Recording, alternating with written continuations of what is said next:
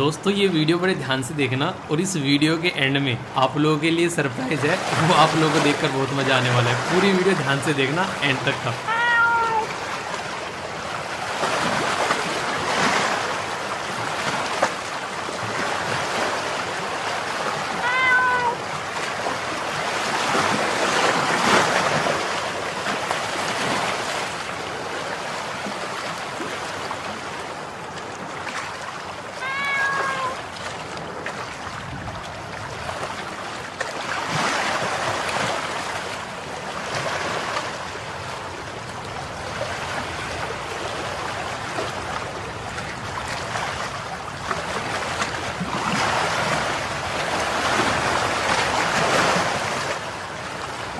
अच्छा, अक्सर ऐसा ही होता है ना, आप लोग घर से कोई गलती करके निकल गए, जब तक घर पर वापस नहीं आते हो तब तक घर वाले बिल्कुल शांत होते हैं। अरे मेरा बच्चा आ जाओ, कुछ नहीं कहेंगे। अरे अरे कोई नहीं है, तो गलती हो जाती है यार, होती रहती है। और जैसे ही घर में आ गए फैसा फिर होती है धुनाई। तो पहले तो वेट कर रही थी घड़ी कि हाँ चलो वहाँ पे चला गया, चलो आने दो इसको, ठीक है, किससे पूछ के गया अब ये बता। तो ये मुझे देख के बड़ी हंसी आई। मैंने कहा अक्सर ऐसी चीज़ें देखने को मिलती है घरों में भी कि हाँ ठीक है, बच्चे ने गलती कर दी, स्टार्टिंग में तो ठीक है, पर जैसे ही पास में आया उसको धुन दिया पकड़ के। चलिए और सुनाइए, कैसे हो गई सुबह स्टार्ट? किस किस ने रियलिटी में अपना प्लान बनाया है कि आज का दिन आप लोग ऐसे यूटिलाइज करना चाहते हो? ठीक बताना बिल्कुल कि हाँ आज का दिन ये करने वाले हैं, ये हमारी लिस्ट है, मतलब ये है टू डू लिस्ट, यानी कि ये काम हम लोग को करने हैं। किस किस ने प्लान बनाया है? जिसने प्लान बनाया है वो उस प्लान को नीचे कमेंट बॉक्स में लिखो। देखता हूँ कैसे प्लान बना रहे हो आप लोग, मतलब आप लोगों का आज का शेड्यूल क्या है, ठीक है। और कौन कौन सही तरीके से टाइम पर उठा है, हाँ जिस टाइम डिसाइड किया था उसी टाइम उठे हो आप। और किस किस ने उठते ही पानी पिया है, थोड़ा सा गुनगुना पानी पीना स्टार्ट करना, क्योंकि गुनगुना पानी सेहत के लिए अच्छा रहता है। अपनी बॉडी के टेम्परेचर में पानी को आप लोगों को लेकर आना है, ठीक है, उससे फिर आप लोग को कंफर्टेबल फील होने लगेगा। और अगर कोशिश करो, अगर 5 बजे उठ जा रहे हो, अपना लगभग 5:30 बजे तक पानी वानी पियो, फ्रेश व्रेश हो गए, 5 से 6 बजे तक अपनी एक्सरसाइज निपटा लो और फिर उसके बाद में वीडियो देख लो, ठीक है, मतलब 5-7 मिनट का गैप रख लेना। तो उस तरीके से करोगे तो दिन कितना शानदार स्टार्ट होगा, फुल एनर्जी के साथ में। लगता नहीं कि पूरा मजा आ जाएगा दिन जीने में एक तरीके से, तो दिन को निचोड़ लोगे फिर आप लोग। वो वाला काम कब होगा? वो तब होगा जब जो भी काम आप लोग करोगे वो डिसाइडेड होगा, मतलब कि आप लोगों ने डिसाइड कर लिया ऐसा करना है और फिर चीज़ें होना स्टार्ट हो जाए, तब आएगा मजा, ठीक है। एक छोटी सी एक चीज़ पूछनी है आप लोगों से, जैसा मैंने बोला था सारे नोबेल प्राइज डिस्कस करूंगा, अच्छे से समझेंगे। तो यहाँ पर 2 पीपीटी मैंने 2 बेसिकली यहाँ पर थंबनेल बनाए हैं। एक तो ये वाला थंबनेल है, ये थंबनेल है ए, ठीक है, एक ये वाला थंबनेल है, ये थंबनेल है बी। तो ये बताओ कि कौन सा थंबनेल वीडियो का आप लोगों को रखना है, ए या फिर बी। वीडियो आएगी शाम को 8 से 8:30 बजे, जो हमारा टाइम रहता है 8 साढ़े 8 बजे के बीच में डाल दूंगा, ठीक है। तो यहाँ पर ये बताओ कि थंबनेल कौन सा रखना है, ये वाला ए है और ये वाला बी है। तो जो भी आप लोग बोलोगे वीडियो का थंबनेल वही रखेंगे और शाम को डिटेल में डिस्कस करूंगा। एक छोटी सी रिक्वेस्ट होगी आप लोगों से, देखो हम लोग क्या करते हैं, जैसे ही नोबेल प्राइज़ मिल जाते हैं तो हम लोग उसको एग्जाम के लिए पढ़ने लगते हैं, ठीक है। नोबेल प्राइज़ आ गया, एग्जाम में ये क्वेश्चन आएंगे, ठीक है, क्वेश्चन सही हो गया, उसके बाद भूल गए। क्या किसी ने सोचा है कि इन इंसानों ने ऐसा क्या डिफरेंट किया है कि हाँ यार इनके बारे में हम लोग को पता होना चाहिए? ये कभी फील किया आप लोगों ने बातें? मतलब आप लोगों ने देखा एक पर्सन को नोबेल प्राइज मिला, उसने ऐसा क्या बड़ा कर दिया यार, कम से कम पता होना चाहिए ना आप लोग, उसने क्या ऐसा तीर मार दिया है। तो वो चीज़ों के लिए क्यूरियोसिटी आप लोगों के मन में होनी चाहिए। और फिजिक्स वाला जो नोबेल प्राइज है वो सुनकर आप लोगों का मजा आ जाने वाला है, यानी कि क्या आने वाले टाइम में जो बहुत सारी ऐसी चीज़ें हैं जो फिजिक्स वाले नोबेल प्राइज से चीज़ होने वाली है इस दुनिया में, जिस दुनिया में हम लोग रहते हैं। आखिर ऐसा क्यों बोल रहा हूँ वो मैं बताऊंगा आप लोगों को शाम को, जब वीडियो आएगी बहुत शानदार तरीके से डिस्कस करेंगे, ठीक है। तो अच्छे से ध्यान रखना, टाइम पे आ जाना, ठीक है। बाकी डिस्कशन बहुत शानदार रहने वाला है, कैसे आप लोग एंजॉय करने वाले, पहले आप लोगों को जोश पूरा हाई रखना है, ठीक है। और इसी के साथ में यहाँ पर एक छोटी सी बात, अभी यहाँ पर जो श्रेय हैं इनका सिलेक्शन हुआ था, बेसिकली जो एनडीए का पेपर हुआ था। अच्छी बात यहाँ पर ये है कि खासकर जो लड़कियां हैं वो सामने आ रही है, ठीक है। तो आप लोग देख सकते हैं, तो all the best dear for your जो एसएसबी है उसको अच्छे से देकर आना। अभी इनका एग्जाम क्लियर हुआ है, जो रिटर्न यूपीएससी के द्वारा कंडक्ट कराया जाता है। तो ये बेसिकली जो भी ये एग्जाम देते हैं सारे अच्छे से तैयारी करो। और ये एक अपॉर्चुनिटी नहीं है, ये ऐसी अपॉर्चुनिटी है जो कि हर 6 महीने में आती है। अब की बार मन में डर लेकर मत जाना, क्योंकि इंसान को ये रहता है कि यार पता नहीं क्या होगा, ठीक है, क्योंकि ये चीज़ें मैंने फील की है, इसलिए मैं आप लोगों को बता पा रहा हूँ। अब बिल्कुल ऐसा जाना है कि कुंभ का मेला नहीं है फिर आ रहा है बाद में जरा सा, ठीक है। तो आप लोग अंदर से रिलैक्स फील करोगे और बिल्कुल इंजॉय करते हुए जाना है कि कुछ नया एक्सपीरियंस आप लोगों को मिलने वाला है। जैसे वीडियो खोलते हो ना, चलिए आज कुछ नया सीखेंगे, ऐसे थोड़े ना यार पता नहीं यार सर क्या क्या पढ़ाएंगे, यार आज तो दिमाग खराब हो जाएगा यार, इतनी सारी चीजें पढ़ाएंगे शुरू से लेकर आखिरी तक, यार इतनी सारी चीजें बता देते हैं कुछ याद ही नहीं रहती यार। कहीं यहाँ पर आर्टिकल कवर हो रहे हैं, कहीं एडिटोरियल उनके क्वेश्चन उनके आंसर, कहीं मेंस आंसर, कहीं प्रीलिम्स फोकस, कहीं छोटी छोटी न्यूज़, कहीं important vocabulary, important location, person in news. भाई सब दिमाग की दही हो जाती है लास्ट तक आते आते। ऐसा लगता है क्या? लगा है कभी ऐसा? बिल्कुल मजा आता है ना, आराम आराम से मजे मजे में सब चीज़ें कवर हो जाती हैं। तो वो चीज़ें करनी है, तो उसी तरीके से आप लोग क्या करना है, ये जो बेसिस भी आप लोग ऐसे ही दे के आना है, ठीक है। तो सब ऑल द बेस्ट बोल देना इनको, और इनको क्या सबको ऑल द बेस्ट यार, जो भी बेसिकली एसएसबी देने जा रहे हैं अपना अच्छे से एसएसबी आप लोग करके आना है, ठीक है। तो all the best all of you सारे एसएलवी परिवार की साइड से। अब ये स्लाइड क्या है जो मैं आप लोगों को बताना चाह रहा था, जो रियलिटी में आप लोगों को जरूरत है, इसको जब तक नहीं समझोगे तब तक आप लोग लाइफ में इरिटेट, फ्रस्ट्रेट, हैरान और परेशान रहोगे। ऐसा क्यों बोल रहा हूँ? ऐसा इसलिए बोल रहा हूँ कि जब हम लोग शाम को सोते हैं या फिर सुबह को उठकर अपना प्लान बनाते हैं, हालांकि सजेशन मेरा ये रहेगा कि मॉर्निंग में उठकर प्लान मत बनाना, शाम को ही प्लान बना लिया करो। पर अगर शाम को प्लान नहीं बनाया तो मॉर्निंग में जरूर बना लेना उठ के, क्योंकि अगर मॉर्निंग में भी नहीं बनाओगे तो पूरा दिन जो है ऐसा जाएगा जैसे गधे के सर पे सींग चलेंगे, पता भी नहीं चलेगा आप लोगों को। पर पता होगा कि हाँ इस बजे आंसर राइटिंग कर लेंगे, इस बजे ये प्रैक्टिस कर लेंगे, इस बजे अपनी खाना पीना होगा, इस बजे इससे बात करेंगे, फोन को इस टाइम टच कर लेंगे। तो वो वाली बातें हैं। फोन बोलेगा touch me touch me touch me, अरे बाबा टच मी टच मी, आपको बोला है ना बाबा ना, तो उससे तो दूर ही रहना है। ठीक है, तो वो वाली चीज़ आप लोग करनी है, फोन के उसमें नहीं पढ़ना है। बेसिकली हम लोग क्या बिलीव करते हैं, हम लोग एक तरीके से, हम लोग को एक तरीके से सोचना चाहिए अपनी प्रोग्रेस के बारे में, ठीक है। यानी कि एक बिलीफ हमारा क्या होना चाहिए कि हमारी जिंदगी में प्रोग्रेस होनी चाहिए। आज का दिन ऐसा है तो कल का दिन ऐसा होना चाहिए, परसों का ऐसा होना चाहिए, तरसों का ऐसा होना चाहिए। यानी कि आज के दिन से अगले वाला दिन जो है वो बेहतर होना चाहिए। इस पैटर्न में हम लोग को आगे बढ़ना चाहिए, ठीक है। बल्कि ऐसा नहीं कि हम लोग नोट इन परफेक्शन, ऐसा नहीं कि हम लोग परफेक्शन के बारे में सोचे कि यार बिल्कुल परफेक्ट होनी है सारी चीजें। परफेक्ट इस दुनिया में कुछ नहीं होता है। परफेक्ट एक ऐसी सिचुएशन है जो कि हाइपोथेटिकल रहती है। परफेक्ट तो आप लोग किसी चीज को बोल सकते हो कि हमारे हाथ की सारी उंगली भी बराबर नहीं है। इवन आप लोगों ने देखा होगा ऐसे साइन वेव की तरीके से हमारी धड़कनें चलती हैं, ठीक है। जिस दिन ये परफेक्ट लाइन हो गई ना ऐसे, उसी दिन इंसान उठ जाता है। देखा है आप लोगों ने, देखा होगा वो इस तरीके से लाइन चलती है जब डॉक्टर के पास में लेटे रहते हैं कि भाई साहब ये लाइन ऐसी चलती रहनी चाहिए। अगर वो ऐसे हो गया टू की आवाज़ आ गई तो इंसान टाइम हो गया, ठीक है।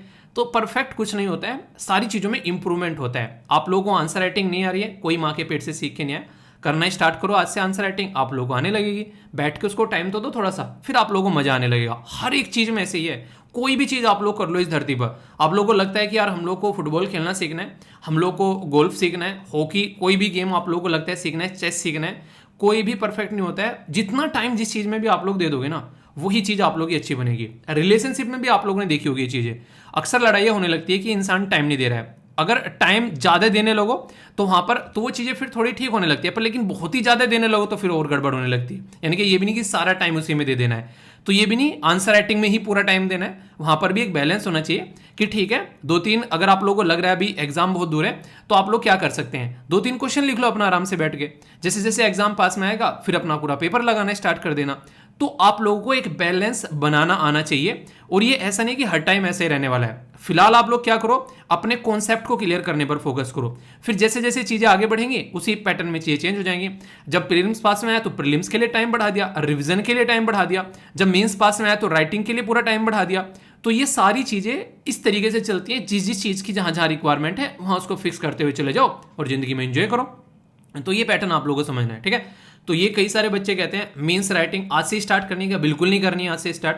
पहले कोशिश करो कि 2-3 महीने बैठ के पढ़ लो, एक थोड़ा सा डेटा तो इकट्ठा करो, फोल्डर तो होना चाहिए, पढ़ो तो सही, कम से कम एनसीईआरटी तो कवर कर लो, एक बार पढ़ तो लो एनसीईआरटी को, उसके बाद में आंसर राइटिंग स्टार्ट करनी है, ठीक है। तो ये बातें हैं। बाकी ये इंपॉर्टेंट पर्सनैलिटी है, देखता हूँ कौन कौन पहचान पाता है, पहचानो कौन, ठीक है।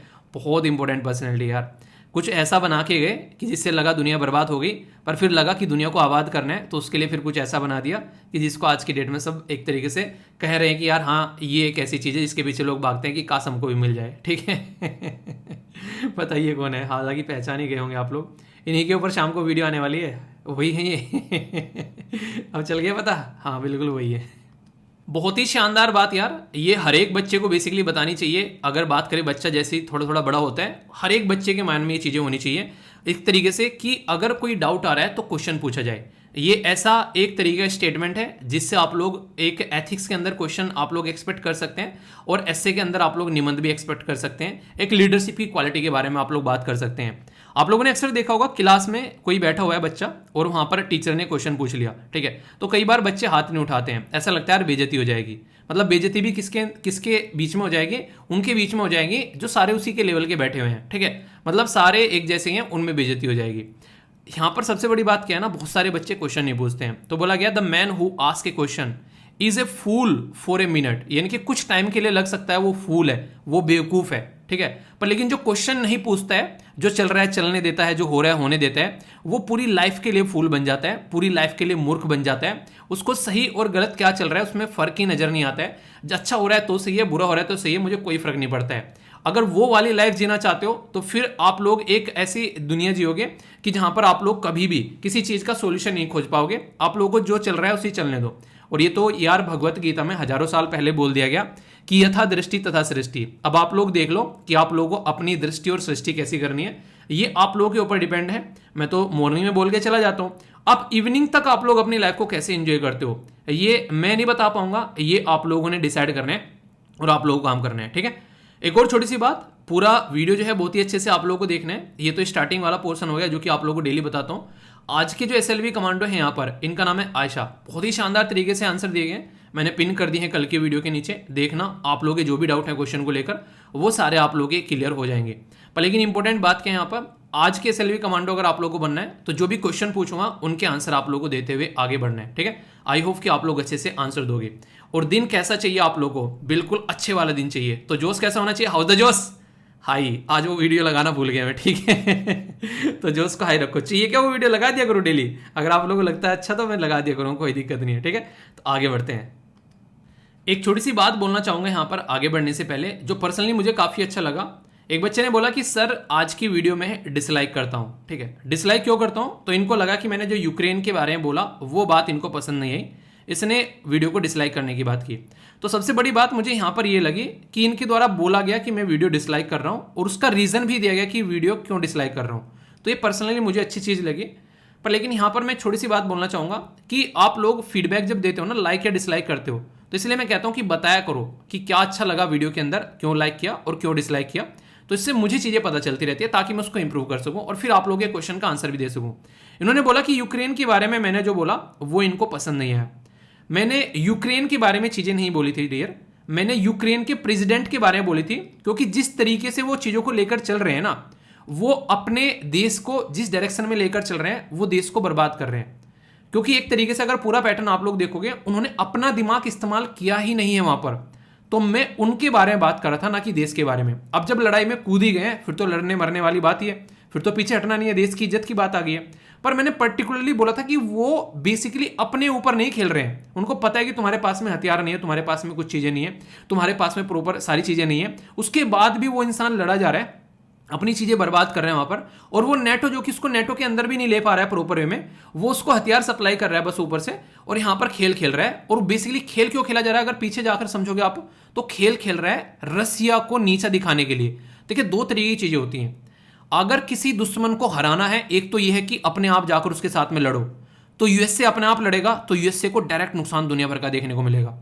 तो यूएसए के पास में अपॉर्चुनिटी है कि रसिया को क्यों ना किसी ऐसे इंसान से लड़ा दिया जाए, उसको बस पैसा देना पड़े और वो इसकी बदले जाकर वहां पर मर जाए, तो वो वाली सिचुएशन देखने को मिलेगी। तो रसिया जो है उसको पता है ये चीजें कर रहा है बेसिकली वेस्टर्न वर्ल्ड, नेटो के ग्रुप पर, लेकिन वो यहां पर उसको अपनी दबदबा भी मेंटेन रखना है, तो उसके चलते वो इस तरीके के स्टेप उठा रहे हैं। तो पुतिन को तो लड़ना ही पड़ेगा, क्योंकि उसको एक तरीके से आग डालने वाली बात होगी। और ये बात सबसे पहले पता है किसने बोली थी, ये बात पोप ने बोली थी। जो वहां पर इटली के अंदर जो पोप रहते हैं ना, उनके द्वारा ये बात बोली गई थी और साफ साफ बोला गया था कि नेटो का कुत्ता जो है वो रसिया के घर के सामने जाकर भौंका, इसीलिए पुतिन ने उनके ऊपर अटैक किया।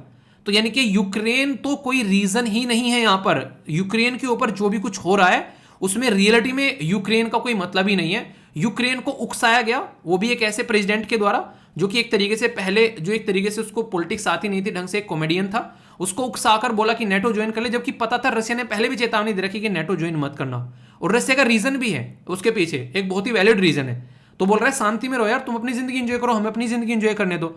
पर लेकिन ये इंसान नहीं सुधरा, ठीक है। तो गलती यहां पर सरासर इस इंसान की, इसमें कंट्री कोई गलती नहीं है। तो इस तरीके से समझ सकते हैं। अच्छी बात मुझे ये लगी, आपने वीडियो डिसलाइक करी, अच्छा लगा, पसंद नहीं आ रहा है तो डिसएग्री होना सीखो चीजों के बारे में। अगर कोई चीज मेरी पसंद नहीं आ रही, आज मुझसे डिसएग्री हो रहे हो, कल को किसी और से डिसएग्री हो गए। यही तो चीज आप लोगों के अंदर डेवलप करनी है। मुझे जो चीज पसंद नहीं आती है उस पर डिसएग्री हुआ करो, हाँ मुंडी मत खिलाया करो हर चीज के लिए, हाँ ये सही है, सही है। कुछ गलती होती है, कल एक क्वेश्चन गलत हो गया, उस क्वेश्चन का बहुत बच्चों ने बोला कि सर ये क्वेश्चन गलत कर दिया आपने, इतना अच्छा लगा मुझे, कहा यार सारे सुन रहे हैं ढंग से, ठीक है। तो वो चीज़ अच्छी लगी। तो यहाँ पर जो स्टेटमेंट थी यहाँ पर इसके अंदर में, ये सेकंड स्टेटमेंट अपोजिट थी, मैं थोड़ा सा मिस कर गया इसको। ये भी स्टेटमेंट यहाँ पर गलत है, दूसरे वाली भी है, ठीक है। तो मैं थोड़ा सा मिस कर गया इसको पढ़ाने में। तो ये अच्छी लगती है चीज़ें, जब लगता है कि हाँ इतने जागरूक हैं और बिल्कुल चीज़ों को इस तरीके से देख रहे हैं, वो दिल को अच्छा लगता है कि हाँ जो पढ़ाया जा रहा है वो रियलिटी में सुन रहे हैं, जग कर, अच्छे से समझ कर, तो अंदर से खुशी मिलती है। इसलिए कहता हूँ जो भी गलती होती है मेरे से, मैं कोई रोबोट नहीं हूँ कि मैं सारी चीज़ें सही पढ़ाऊंगा, गलती होती है पर अगले दिन बताओगे तो उसको सही भी कर दूंगा, जैसे ये वाली चीज़ें सही कर दी। तो ये चीज़ें आप लोग हमेशा ध्यान रखना। इसलिए कहता हूँ कि वीडियो को टकटकी लगा कर देखना है, ताकि कहीं भी मैं कुछ गलती करूँ तो आप लोग बता सको कि सर ये गलती कर दी यहाँ पर, और उसको इंप्रूव कर ले जाए फिर। तो ये पैटर्न आप लोगों को देखने को मिलेगा, ठीक है। तो ये बात आप लोग हमेशा ध्यान रखना। तो गलतियाँ बताया करो, तो वो हमेशा मुझे अच्छी लगती है, और फीडबैक जरूर दिया करो, ओके। एंड का जो शॉर्ट न्यूज़ वाला सेक्शन होगा उसको जरूर देखना। अगर वनडे टाइप की आप लोग एग्जाम की तैयारी कर रहे हैं, जैसे बैंकिंग, एसएससी वगैरह इनकी, या फिर आप लोगों से स्टेट पीसीएस में और यूपीएससी में डायरेक्ट क्वेश्चन बन जाते हैं, तो उस वाले सेक्शन को आप लोग जरूर अच्छे से कवर किया करो, ठीक है। क्योंकि उसमें ऑब्जेक्टिव टाइप चीज़ें होती हैं, यहाँ पर कॉन्सेप्ट क्लैरिटी होती है, आप लोग की अंडरस्टैंडिंग बढ़ती है। किसी के साथ में बात करोगे तो आप लोग वो अच्छे से कर सकते हो। सो मतलब एक तरीके से ना, यूपीएससी गेम क्या है, यूपीएससी इसी चीज़ का तो गेम है, वो आप लोगों को एज ए पर्सन इंप्रूव करता है, आप लोगों की पूरी लाइफ में एक इंप्रूवमेंट लेकर आता है। तो यूपीएससी ऐसा नहीं कि बस एग्जाम की तैयारी है, एग्जाम की तैयारी कभी यूपीएससी है ही नहीं है, और एग्जाम कभी आप लोग उसको लेकर चलोगे तो कभी यूपीएससी में आप लोग ढंग से परफॉर्म कर ही नहीं पाओगे। तो ये बात हमेशा ध्यान रखना, ठीक है। तो काफ़ी दिनों बाद चाचा भतीजा की फोटो आप लोगों को देखने को मिली, बात करेंगे काफ़ी शानदार तरीके से। इंपॉर्टेंट आर्टिकल है, कई दिनों से सोच रहा था ये डिस्कस करना, थोड़ा पीछे रह गया था, पर कोई नहीं, देर आए दुरुस्त आए, आर्टिकल अच्छे से डिस्कस करेंगे। ये है कौन, ये है नॉर्थ कोरिया के लीडर जिनका नाम है किम जोंग उन। मैंने एक शब्द बोला, नॉर्थ कोरिया के लीडर। लीडर क्यों बोला? लीडर इसलिए बोला क्योंकि ये इंसान जो है, ये इंसान इलेक्टेड नेता नहीं है। यानी कि यहाँ पर नॉर्थ कोरिया है, अपनी कंट्री कंपेयर में आप लोग देखिए, ये कोई इलेक्टेड लीडर नहीं है कि यहाँ पर वोट देकर इसको चुना जाता है। पहले इसके दादा हुआ करते थे, फिर इसके पापा हुआ करते थे, अब ये हो गए। मतलब पैदा होता है ऐसी जगह भाई साहब, टेंशन ही खत्म, ठीक है। ना कोई एग्जाम देना, ना कुछ करना, एक बार लीडर बन गए, अब भाई साहब आगे बच्चे भी लीडर ही बनेंगे उसी तरीके से। मतलब पूरा देश अपने ही कंट्रोल में है। अपने जैसे बाल कटाने हैं, पूरा देश ऐसे ही बाल कटाएगा। अपने जैसी जिंदगी जीने, पूरा देश ऐसी जिंदगी जिएगा। कई बार तो ये बोलते हैं नॉर्थ कोरिया में इतनी सख्त चीज़ें हैं कि वहाँ पर कोई घरों पे थोड़ा जोर से हंस भी नहीं सकता है। और अगर ग्रेविटी की बात करो नॉर्थ कोरिया में, तो ग्रेविटी ये है कि वहाँ पर अगर किसी ने कोई जुर्म कर दिया, मतलब मान के आज के डेट में आप लोग हैं नॉर्थ कोरिया के अंदर में, ठीक है, कौन जाना चाहेगा पहले तो ये बताओ। वहाँ पर अगर किसी ने कोई गलती कर दी तो भाई साहब ये जो गलती है ना, इस गलती की सजा क्या हो सकती है मैक्सिमम, अगर किसी इंसान को दी जाए कि कोई ए इंसान है, उसने कोई गलती कर दी, उसको फांसी की सजा दे दो, तो उसको खड़ा करके गोली मार दो, जिंदगी खत्म कर दो उसकी। मैक्सिमम चीज़ें हो सकती है ना मुन्ना ना, यहाँ पर नेक्स्ट लेवल की चीज़ें होती है। यहाँ पर इस इंसान को तो सज़ा मिलती ही मिलती है, इसकी आने वाली जो पीढ़ियाँ हैं उनको भी सज़ा मिलती है। यानी कि गलती कर गए बाबा दादा, भाई साहब भुगत रहे हैं पोते और पड़पोते। तो ये चीज़ें आप लोगों को देखने को मिलती है। तो इसलिए यहाँ पर लोग जो हैं वो काफ़ी डरते हैं गलतियाँ करने से। जो ये बोल देते हैं वही वहाँ पर संविधान और कानून बन जाता है। इतनी खतरनाक चीज़ आप लोगों को देखने को मिलेगी। और अब ये ऐसा देश है जो कि एक न्यूक्लियर पावर देश है, तो एक और सिचुएशन यहाँ पर बहुत ज़्यादा खराब हो चुकी है। ये न्यूक्लियर पावर देश जब से बन गया, दिक्कत क्या है, अभी ये न्यूज़ में क्यों आ गया? न्यूज़ में इसलिए आ गया कि काफ़ी दिनों से इसे लग रहा था कि इंटरनेशनल मीडिया मेरे बारे में बातें नहीं कर रहे हैं, ऐसा कैसे हो गया, इतने दिनों से मेरे बारे में कोई खबर ही नहीं है मार्केट में, तो क्या किया जाए। तो इन भाई साहब ने क्या किया, यहाँ पर एक तरीके से मुझे लगता है कि कुछ ना मिले तो कुछ तो करना पड़ेगा ना, लोग बात करें मेरे बारे में। इसलिए टाइम टू टाइम ये कुछ ना कुछ चुर्रेट छोड़ता रहता है, उन्हें जोक्स छोड़ता रहता है। तो पहले तो इसने अभी यहाँ पर कुछ दिनों पहले अभी मिसाइल लॉन्च की गई थी, ठीक है, जो यहाँ पर ऊपर से उड़ते उड़ते गई थी यहाँ पर पड़ोसियों के। अभी यहाँ पर क्या किया, ये अपने वॉर प्लेन उड़ाकर जा रहा है, यानी कि अपने लड़ाकू हवाई जहाज उड़ाकर जा रहा है। तो इसके चलते यहाँ पर बेसिकली नॉर्थ कोरिया ने साउथ कोरिया के साथ में यहाँ पर कुछ ऐसी हरकत देखी है, उनके ऊपर से वार प्लेन उड़ा के लेके गया, यानी कि युद्ध जहाज, एक तरीके से युद्धवाहक या युद्धपोतक जहाज आप लोग बोल सकते हैं। होता क्या है बेसिकली, नॉर्थ कोरिया और साउथ कोरिया की अगर थोड़ी सी मैं स्टोरी बताऊं तो आप लोग चीज़ों को अंडरस्टैंड कर पाओगे। एक टाइम ऐसा हुआ करता था, ये एक पूरा एक पेनिसुलर है यहाँ पर, इसको कोरियन पेनिसुला आप लोग बोलते हो, यानी कि कहने के लिए देखा जाए तो ये लटका हुआ छोटा सा एक ऐसा एक तरीके से देश होना चाहिए जो कि कंबाइन पूरा एक देश हो ऐसे, ठीक है, कि ऐसा एक देश है। पर लेकिन ऐसा हुआ नहीं। नॉर्मली अगर हिस्ट्री आप लोग देखोगे तो कंडीशन कुछ ऐसी होगी कि यहाँ पर ये डिवीजन हो गया। डिवीजन कैसा हो गया, जो नीचे वाला पोर्शन है ये तो बेसिकली मैक्सिमम हर जगह एक चीज आप लोगों को नजर आएगी, जो रसिया और यूएसए का जो कोल्ड वॉर वाला टाइम है ना, उसका झलक आप लोगों को हर जगह देखने को मिलेगी। ये नीचे वाला पोर्शन जो है ये कैपिटलिस्ट वर्ल्ड के उसमें आ गया। कैपिटलिस्ट मतलब जो एक तरीके से आप लोग बोल सकते हैं पूंजीवादी टाइप के, जो कि यहाँ पर प्रॉफिट और लॉस में काम करते हैं, प्राइवेट में काफी ज्यादा पावर होती है प्राइवेट के हाथ में, उस तरीके की दुनियादारी यहाँ पर देखने को लगी। और यहाँ पर ये कम्युनिस्ट दुनिया के अंडर में आ गया। कम्युनिस्ट मतलब गवर्नमेंट के हाथ में सब कुछ है, उस काइंड ऑफ आप लोग थोड़ा मोटा मोटे तौर पर समझ सकते हैं। तो कहने का मतलब सीधा सीधा यहाँ पर ये हो गया कि आज की डेट में भी नॉर्थ कोरिया में कोई ऐसा डेवलपमेंट नहीं है कि जिसको ढंग से बता सके कि भाई इन्होंने ये अचीव कर लिया है। और साउथ कोरिया में इतने सारे डेवलपमेंट है कि आप लोग गिनते गिनते थक जाओगे। तो इतना डिफरेंस आप लोग समझ सकते हैं। तो यहाँ पर आज की डेट में ये लीडर रूल करते हैं और यहाँ पर डेमोक्रेटिकली इलेक्टेड रूलर आप लोगों को देखने को मिलेंगे। और यहाँ पर अगर बात करें साउथ कोरिया की जो बड़ी बड़ी कंपनी है, तो आप लोग देखकर आज के में हैरान रहोगे। जो कंपनी है, किसी एक कंपनी का नाम पता है साउथ कोरिया की कंपनी के बारे में अगर बोलूं, सीधा सीधा बोल सकते हैं सैमसंग। सैमसंग आज के डेट में आप लोगों को मैक्सिमम जो मार्केट में फोन आ रहे हैं, कोई आईफोन को टक्कर अगर कोई दे रहा है तो वह है सैमसंग का फोन। बाकी किसी एक कंपनी का नाम आप लोग बताएं यहाँ पर। तो जिस तरीके से अभी यहाँ पर आप लोगों को मैं बताऊंगा कुछ बातें जो कि आप लोगों से एग्जाम में पूछी जा सकती है, वो याद रखिएगा। तो नॉर्थ कोरिया के वहां पर सारी चीजें बिल्कुल ऐसी हैं कि कहीं ना कहीं एक तरीके से पुराने पैटर्न पर सारी चीजें चल रही हैं, क्योंकि डेवलपमेंट के नाम पर कुछ ज्यादा रहता नहीं है। कोविड-19 के टाइम पर मुझे लगता है शायद ही किसी इंसान को उसने दवाइयाँ दी होगी, ठीक है, इंजेक्शन देने की जरूरत नहीं है, जिसको इंजेक्शन चाहिए उसको गोली मार दो, ऐसी ऐसी हरकतें देखने को मिलती हैं। तो यहाँ पर नॉर्थ कोरिया और साउथ कोरिया के बीच में एक लाइन है जिसको 38 पैरेलल के नाम से जाना जाता है, जो कि इनको डिवाइड करती है। तो यानी कि जो प्योंगयांग है ये इसकी कैपिटल है नॉर्थ कोरिया की, और सियोल जो है यहाँ पर ये साउथ कोरिया की कैपिटल है। यहाँ पर अभी रिसेंटली इनके बीच में कुछ सलाह मशवरा कराने की बात की गई थी, किसके द्वारा, डोनाल्ड ट्रंप के द्वारा। तो कई सारी वार्ताएं यहाँ पर हुई, पर लेकिन रियलिटी ये रही कि फाइनल डेस्टिनेशन पर नहीं पहुंचे, क्योंकि डोनाल्ड ट्रंप भी अपने आप को पूरा समझदार समझ रहे थे, और ये तो अपने आप को समझते हैं, उसमें कोई डाउट ही नहीं है। तो डोनाल्ड ट्रंप चाह रहे थे कि पहले इनकी मिसाइल जो है वो खत्म कर दे, तब इनके ऊपर से सैंक्शन हटाना स्टार्ट करें।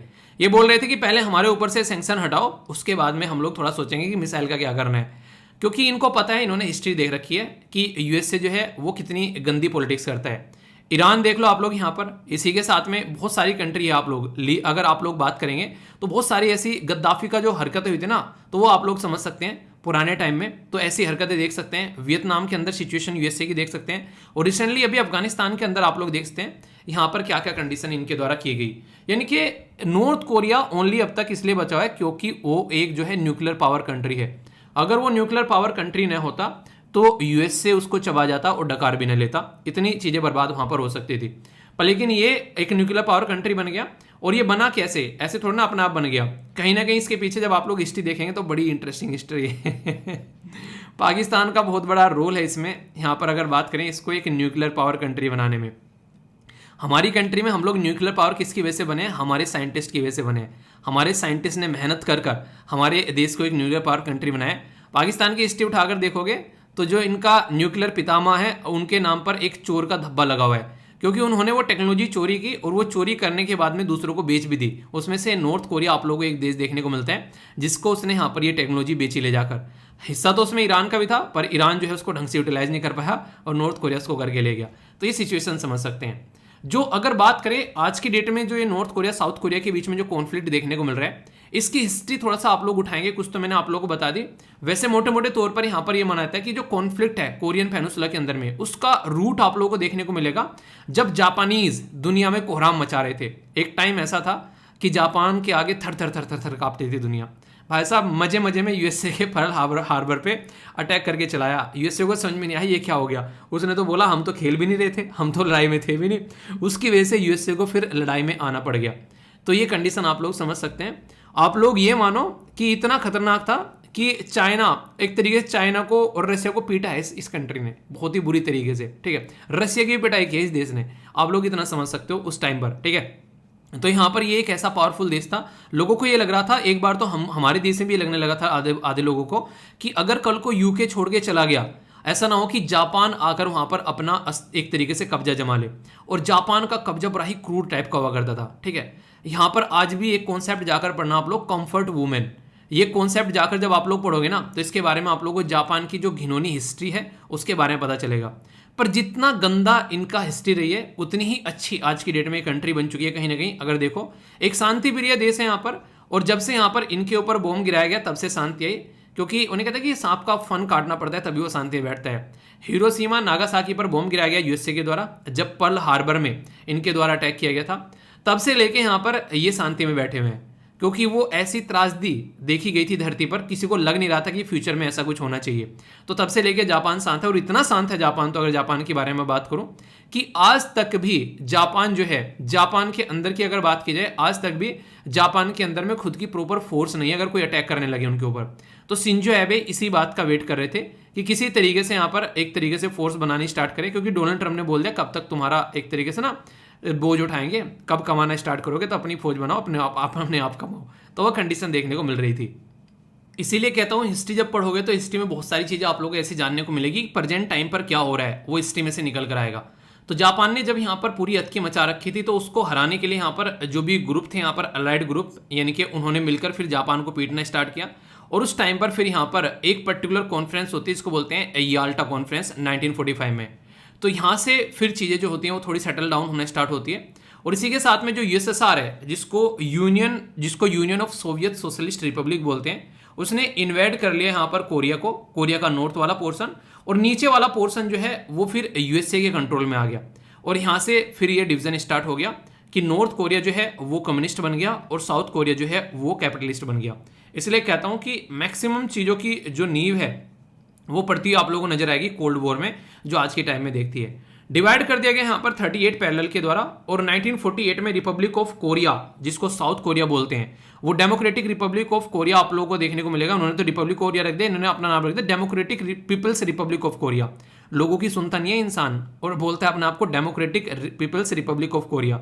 तो ये इस तरीके की कंडीशन आप लोगों को देखने को मिलती है। तो फिर ये स्टेब्लिश हो गया, और तब से लेके अब तक का यहाँ पर इनके बीच में ये लाइन है। इवन ये भी माना जाता है कि इनकी जो वॉर है वो इतने लंबे समय तक यहाँ पर चल रही है एक तरीके से। कई सारे लोग ये कहते हैं दुनिया में सबसे लंबी वॉर है, क्योंकि उसको कभी पूर्ण विराम दिया ही नहीं गया कि हाँ अब ये लड़ाई खत्म हो गई है। और जैसे यहाँ पर ये डिवीजन देखने को मिल रहा है, ऐसे ही डिवीजन आप लोग कई जगह देखने को मिलते हैं। जैसे नॉर्थ वियतनाम और साउथ वियतनाम में भी कुछ ऐसे ही आप लोगों को देखने को मिलेगा। यह है 17th पैरेलल, ठीक है, ये इसके बारे में आप लोग याद रख सकते हैं, ठीक है। तो यहाँ पर ऐसे ही आप लोगों को यहाँ पर कुछ जो डिवीजन आप लोग यहाँ पर आप लोगों को देखने को मिलता है। ये एक ऐसे यहाँ पर लेक ऑफ वुड्स आप लोगों को यहाँ पर देखने को मिल रही है, और पॉइंट रॉबर्ट। तो यहाँ पर ये यूएसए के बीच में भी आप लोग कुछ ऐसा देखने को मिलता है। ये है 49th पैरेलल, ठीक है, यूएसए और कनाडा के बीच में। तो ये कुछ ऐसी चीज़ हैं जो कि आप लोग याद रख सकते हैं। यहाँ पर आप लोग को एक रिवर है जो आप लोग देखते हैं, इसका नाम है यहाँ पर यालू रिवर, ठीक है। तो ये कई बार क्वेश्चन भी आप लोगों से पूछ लिए जाते हैं। तो ये बिल्कुल ऊपर आप लोग देखते हैं, यहाँ पर यह है यालू रिवर, मैप में आप लोगों को दिख रही होगी यहाँ पर। बाकी यहाँ पर ये पर्टिकुलर लोकेशन आप लोगों की समझ में आ गई।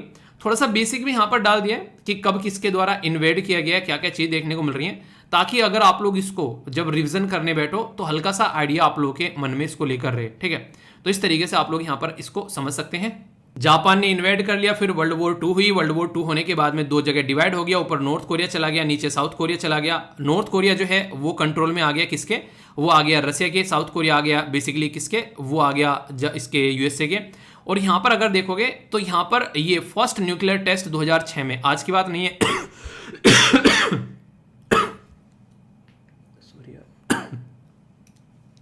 ये आप लोगों को देखने को मिलेगा 2006 में, ठीक है। और यहाँ पर बेसिकली आज की डेट में ये एक तरीके से ऐसा देश है जो कि ज़्यादा बॉर्डर वगैरह खोलता नहीं है। आप लोगों ने देखा नहीं होगा किसी को टूरिस्ट जो है नॉर्थ कोरिया में घूमने जा रहा है, ठीक है साउथ कोरिया में दुनिया जाती है, आप लोगों को मिल जाएगी। तो ये सिचुएशन है आज की डेट में। तो इसके बारे में कुछ बातें आप लोग यहाँ पर समझ सकते हैं। तो अभी यहाँ पर क्या कर रहे हैं, नॉर्थ कोरिया बदतमीजी काट रहा है, साउथ कोरिया को टच करने की कोशिश कर रहे हैं। और रीजन ये है, अगर साउथ कोरिया को टच कर रहा है तो इनडायरेक्ट वे में ये माना जाता है कि वो साउथ कोरिया को टच नहीं कर रहा है, वो यूएसए को टच कर रहा है। तो ये सिचुएशन आप लोगों को यहाँ पर देखने को मिलती है। तो यहाँ पर ये मानता है कि क्योंकि रेस्पॉन्सिबिलिटी यूएसए ने ले रखी है यहाँ पर, तो इस तरीके से आप लोग समझ सकते हैं। आप लोगों के मन में ये आ रहा होगा कि नॉर्थ कोरिया और साउथ कोरिया की इस लड़ाई में हमारी पोजीशन क्या रही, यानी कि इंडिया किसकी तरफ रहता है जब नॉर्थ कोरिया साउथ कोरिया की लड़ाई चलती है। अपनी पोजीशन अगर आप लोगों से कोई पूछे तो आप लोग उसके बारे में क्या बोलोगे, अगर कोई क्वेश्चन में पूछ ले क्या होगी पोजीशन, बताइए जरा, सोचो 1 मिनट के लिए। जो बातें बताने जा रहा हूं वो थोड़ी सी बेसिक बातें हैं और पता भी होना चाहिए किसी पर्टिकुलर मुद्दे के ऊपर आप लोगों को। सबसे पहले तो हमारी हमेशा हम लोग क्या है, हम लोग एक तरीके से महात्मा गांधी जी के एक पाथ पर चलने वाले पुजारी हैं हम लोग, ठीक है। तो यानी कि हम लोग जो है एक तरीके से नॉन वायलेंस को फॉलो करते हैं, ठीक है।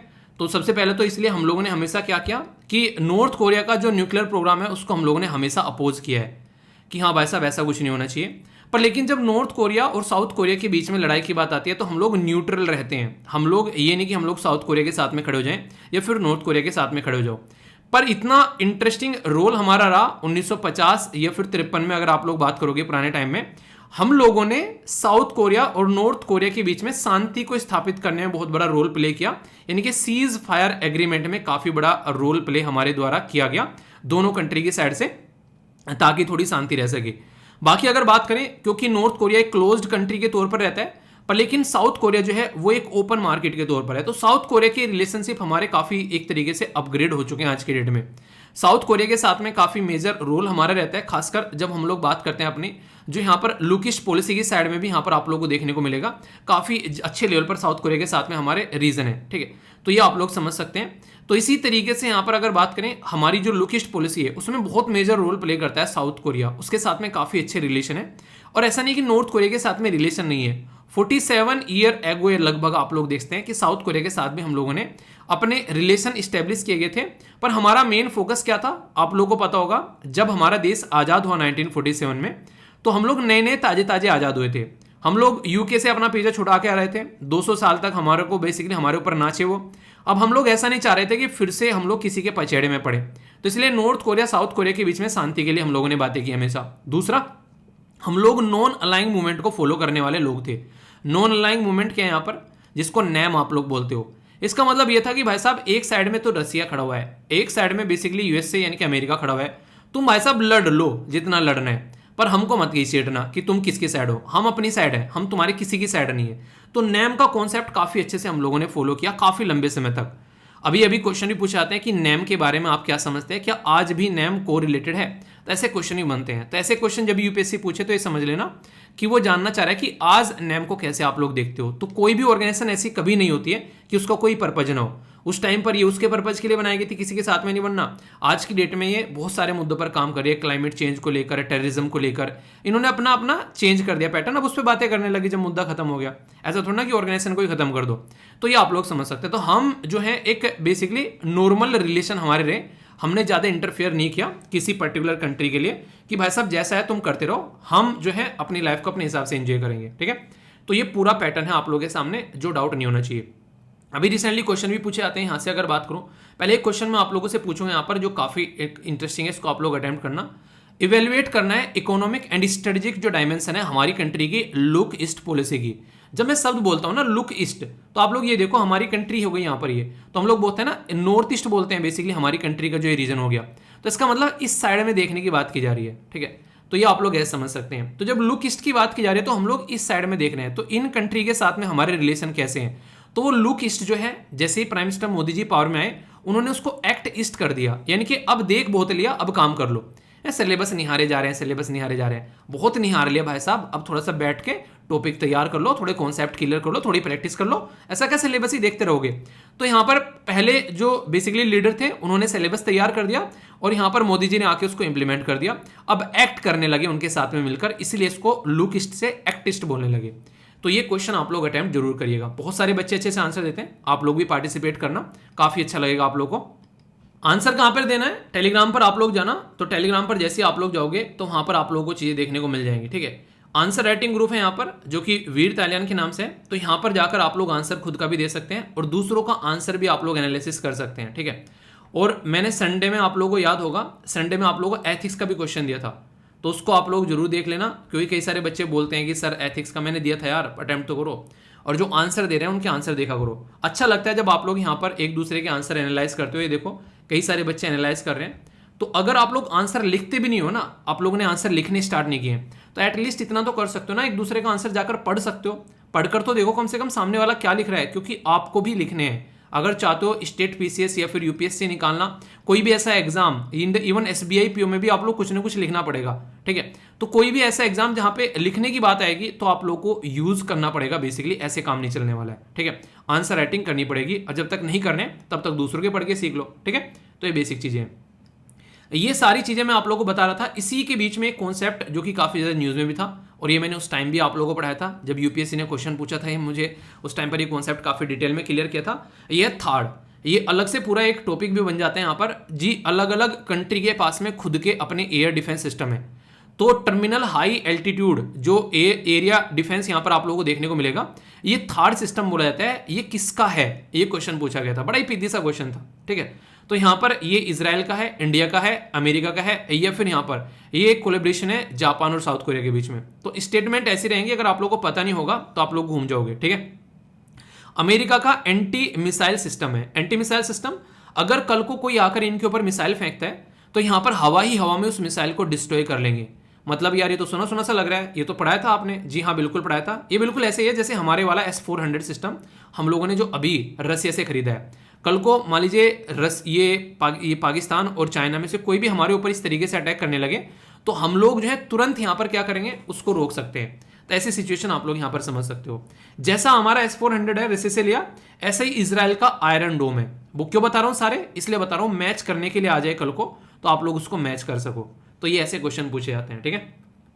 तो यहां पर आंसर क्या हो गया, बताई दिया आप लोगों को यहां पर। इसी के साथ में अगर बात करें, यहां पर ये बात की जा रही है पैरेलल एंड डिवीजन कंट्रीज के बारे में, डिवाइडेड जो किया जाता है। 38 पैरेलल किस किस के बीच में, 49 पैरेलल किस किस के बीच में, और 17th पैरेलल किस किस के बीच में है। तो 38 पैरेलल मैंने आप लोगों को बोला था अभी किस किस के बीच में, तो ये सारी चीजें मैंने आप लोगों को बताई। तो 38 पैरेलल नॉर्थ कोरिया और साउथ कोरिया के बीच में था। पहली स्टेटमेंट बिल्कुल सही है, ठीक है। नेक्स्ट यहां पर बोला गया था कि 49 पैरेलल किसके बीच में है। 49 मैंने बताया आप लोग किसके बीच में, और 17 किसके बीच में। तो ओनली वन पेयर सही है, ओनली टू, ऑल थ्री, या फिर नन ऑफ द अबव। पहले एक बार अटेम्प्ट कर लो, उसके बाद में आंसर देखना। सही आंसर क्या है, सही आंसर है यहाँ पर ए, क्योंकि 17th पैरेलल जो है वो यहाँ पर मैंने लिख दिया यूएसए और कनाडा के बीच में, जबकि यहाँ पर ये नॉर्थ वियतनाम और साउथ वियतनाम के बीच में है। और बाकी 49 पैरेलल कनाडा और यूएसए के बीच में, जबकि यहाँ पर लिख दी है किसके बीच में, ये आप लोगों को देखने को मिलेगी, ठीक है। तो दोनों यहाँ पर उल्टी कर दी गई है। तो यानी कि यहाँ पर ये यहाँ पर इसको यहाँ पर पहुंचा दिया और इसको यहाँ पर पहुंचा दिया। तो कंफ्यूजन आप लोगों ने, मतलब स्टेटमेंट यहाँ पर गलत करी। चाइना और वियतनाम यहाँ पर अगर बोले, ये बेसिकली 17th पैरेलल कहाँ पर है, 17th पैरेलल आप लोगों को देखने को मिलेगी वियतनाम के अंदर में, जबकि यहाँ पर चाइना और वियतनाम कर दिया। तो नॉर्थ वियतनाम साउथ वियतनाम के अंदर, ठीक है। तो दोनों की दोनों स्टेटमेंट इनकरेक्ट है, तो आंसर यहाँ पर ए हो गया। तो इस तरीके से आप लोगों के सामने प्रैक्टिस भी हो गई, पूरा टॉपिक भी कवर हो गया, थोड़ी हिस्ट्री भी आप लोगों को बता दी। अब आप लोगों के माइंड में कंफ्यूजन नहीं होना चाहिए। मैं बेस्ट क्वेश्चन भी आप लोगों का यहाँ पर हो गया। तो इस तरीके से टॉपिक को तैयार करो कि वहां पर जाकर बैठो तो लगे कि हाँ यार कुछ पढ़ा है, और टॉपिक इस तरीके से तैयार हो गया कि मजा आ गया। तो ऐसा होना चाहिए, ठीक है। और फीडबैक जरूर दिया करो, जैसा भी आप लोगों को लगता है वीडियो, और लाइक या डिसलाइक कर बता दिया करो। 1 सेकंड लगती है, अपना प्यार दिखाया करो उसमें, जैसा भी आप लोगों को लगता है। और रेगुलरली आप लोगों को अच्छे से चीजें कवर करके चलनी है, okay. UN peace keeping force का नाम आप लोगों ने सुना होगा, जिनको ब्लू हैट के नाम से भी जानते हैं, क्योंकि उनका जो हैट होता है वो ब्लू होता है। तो ये एक ऐसी ऑर्गेनाइजेशन है जो कि दुनिया में शांति बनाए रखने का काम करती है। बनाई तो इसी पर्पज से गई थी, पर लेकिन ये बिना दांत का शेर आप लोगों को देखने को मिलेगा, जो कि काट नहीं सकता है, ठीक है। क्योंकि कई सारी कंडीशन आप लोगों को यहाँ पर देखने को मिलती है। यूएन अगर शांति बनाने वाला होता तो अफगानिस्तान में दिक्कतें न देखने को मिलती, अलग अलग देश में प्रॉब्लम हो रही है आज के दिन में, म्यांमार में ये दिक्कतें ना देखने को मिलती। तो ये सिचुएशन है। आर्टिकल क्या है, द हिंदू के द्वारा ये आर्टिकल छापा गया, और इनके द्वारा बोला गया कि यहाँ के जो यहाँ पर अंडर सेक्रेटरी हैं, इनके द्वारा यहाँ पर बोला गया, जिनका नाम है जनरल जीन पियरे लेक्रोइक्स। इनके द्वारा क्या बोला गया, इनके द्वारा यहाँ पर ये बोला गया कि फर्टिलिटीज बढ़ रही है, यानी कि लोगों की जान जा रही है यूएन पीस कीपिंग फोर्स के अंदर में, ये बातें इनके द्वारा बोली गई। तो यहां पर ये आर्टिकल छप गया। तो इसके बारे में समझते हैं कुछ बेसिक चीजें, क्योंकि इस पर्टिकुलर फोर्स के अंदर हमारे भी बहुत सारे लोग आप लोगों को यहां पर देखने को मिलेंगे, ठीक है। पहले थोड़ा सा मैं डेटा आप लोगों के सामने यहां पर रखूंगा, नवंबर 2021 का डेटा आप लोगों के सामने। यहां पर आप लोग देखते हैं कि अलग अलग कंट्री से लोग आते हैं और वो अपना प्रेजेंट करते हैं। फिलहाल अगर बात करें, ये जो डेटा है यहाँ पर biggest contributor to UN peace keeping operation, तो अगर टोटल अगर आप लोग यहाँ पर बात करोगे कुछ दिनों पहले तक, मार्च 2021 तक का, Bangladesh, Rwanda, Ethiopia, Nepal, India, Pakistan, Egypt, ऐसा कुछ होता था। ये ऊपर नीचे होता रहता है, ये फिक्स नहीं रहता है, टाइम टू टाइम यहाँ पर चीजें चेंज होती रहती हैं। जैसे टॉप मिलिट्री कंट्रीब्यूटर अगर आप लोग बोलेंगे यहाँ पर, फिलहाल Pakistan, India, Bangladesh, Indonesia, south Korea, sorry south Africa, ठीक है। यहां पर सारे देश आप लोगों को नजर आएंगे जो कि डेवलपिंग कंट्री है। मतलब क्या है, यानी कि ये लोग क्या करते हैं, यहां पर अपने लोगों को भेजते हैं और लोगों को भेजकर यहां पर शांति बनाए रखने का काम किया जाता है। आप लोग कोई भी यहां पर ना तो फ्रांस दिखेगा, ना यूएसए दिखेगा, ना जापान दिखेगा, ना जर्मनी दिखेगा। आखिर ऐसा क्यों? वो बोलते हैं हमारे लोगों की कीमत बहुत ज़्यादा है, हम लोग नहीं भेजेंगे, हम तुमको पैसा दे देंगे, तुम पैसा ले जाओ, पैसा चाहिए, लोग नहीं देंगे, हम अपने लोग नहीं भेजेंगे तुम्हारे यहाँ मरने के लिए। तो ये सिचुएशन आप लोग समझ सकते हो। तो अमीरी और गरीबी का डिफरेंस आप लोगों को यहाँ पर भी बिल्कुल साफ साफ नजर आएगा। इसलिए कहते हैं कि गरीबों की जिंदगी जो है बड़ी दरिद्रगी वाली होती है। तो इसलिए कोई पैदा अगर गरीब हुआ है और वो गरीबी मर के चला गया, तो ये एक तरीके से उसकी गलती है कि उसने जिंदगी में आके अपने आप को सही डायरेक्शन में लेके नहीं चला। पैसा कमाना कोई गलत बात नहीं होती है, गलत तरीके से पैसा कमाना गलत बात होती है। कल को चलकर आप लोग मर्सिडीज खरीद रहे हो, खुद का प्राइवेट जेट खरीद रहे हो, एक शानदार आलीशान बंगला बना रहे हो, आप लोगों ने कुछ गलत करके अगर ये काम नहीं किया है, अपनी मेहनत से अगर कमाया है, तो इसमें कोई गलती नहीं है। तो ये आप लोगों की जिंदगी है, आप लोगों ने डिसाइड करनी है उसको कैसे एंजॉय करना है। तो इसलिए कह रहा हूं कि हमेशा कोशिश करो जिंदगी में कुछ अच्छा करने की, ठीक है। अगर पुलिस की बात करें, वहां पर बात की हम लोगों ने मिलिट्री की, यहां पर बात करें पुलिस की। पुलिस का भी कंट्रीब्यूशन आप लोगों को देखने को मिलता है। इसमें Senegal, Egypt, Jordan, Bangladesh, India, तो ये कंट्री देखने को मिलेगी। यहां पर पाकिस्तान नहीं है, पाकिस्तान की मिलिट्री से ही चीजें आती हैं, ठीक है। तो इस तरीके से आप लोग समझ सकते हैं। तो यहां पर एक तरीके से ये रिप्रेजेंटेशन है। फिर से बोल रहा हूं, रटनी नहीं है, ये चीजें जो होती हैं वो चेंज होती रहती है। आप लोगों को याद होगा, मैंने आप लोगों से डे भी डिस्कस किया था, ये मई के महीने में, international day of UN peace keeping force. तो यहां पर भी बोला गया था, जो इसकी थीम थी, बोला गया था पीपल, पीस, प्रोग्रेस, यानी कि लोगों के बारे में, शांति के बारे में, प्रोग्रेस के बारे में, द पावर ऑफ पार्टनरशिप। मिलजुल कर यहां पर इस चीज का सोल्यूशन निकाला जा सकता है।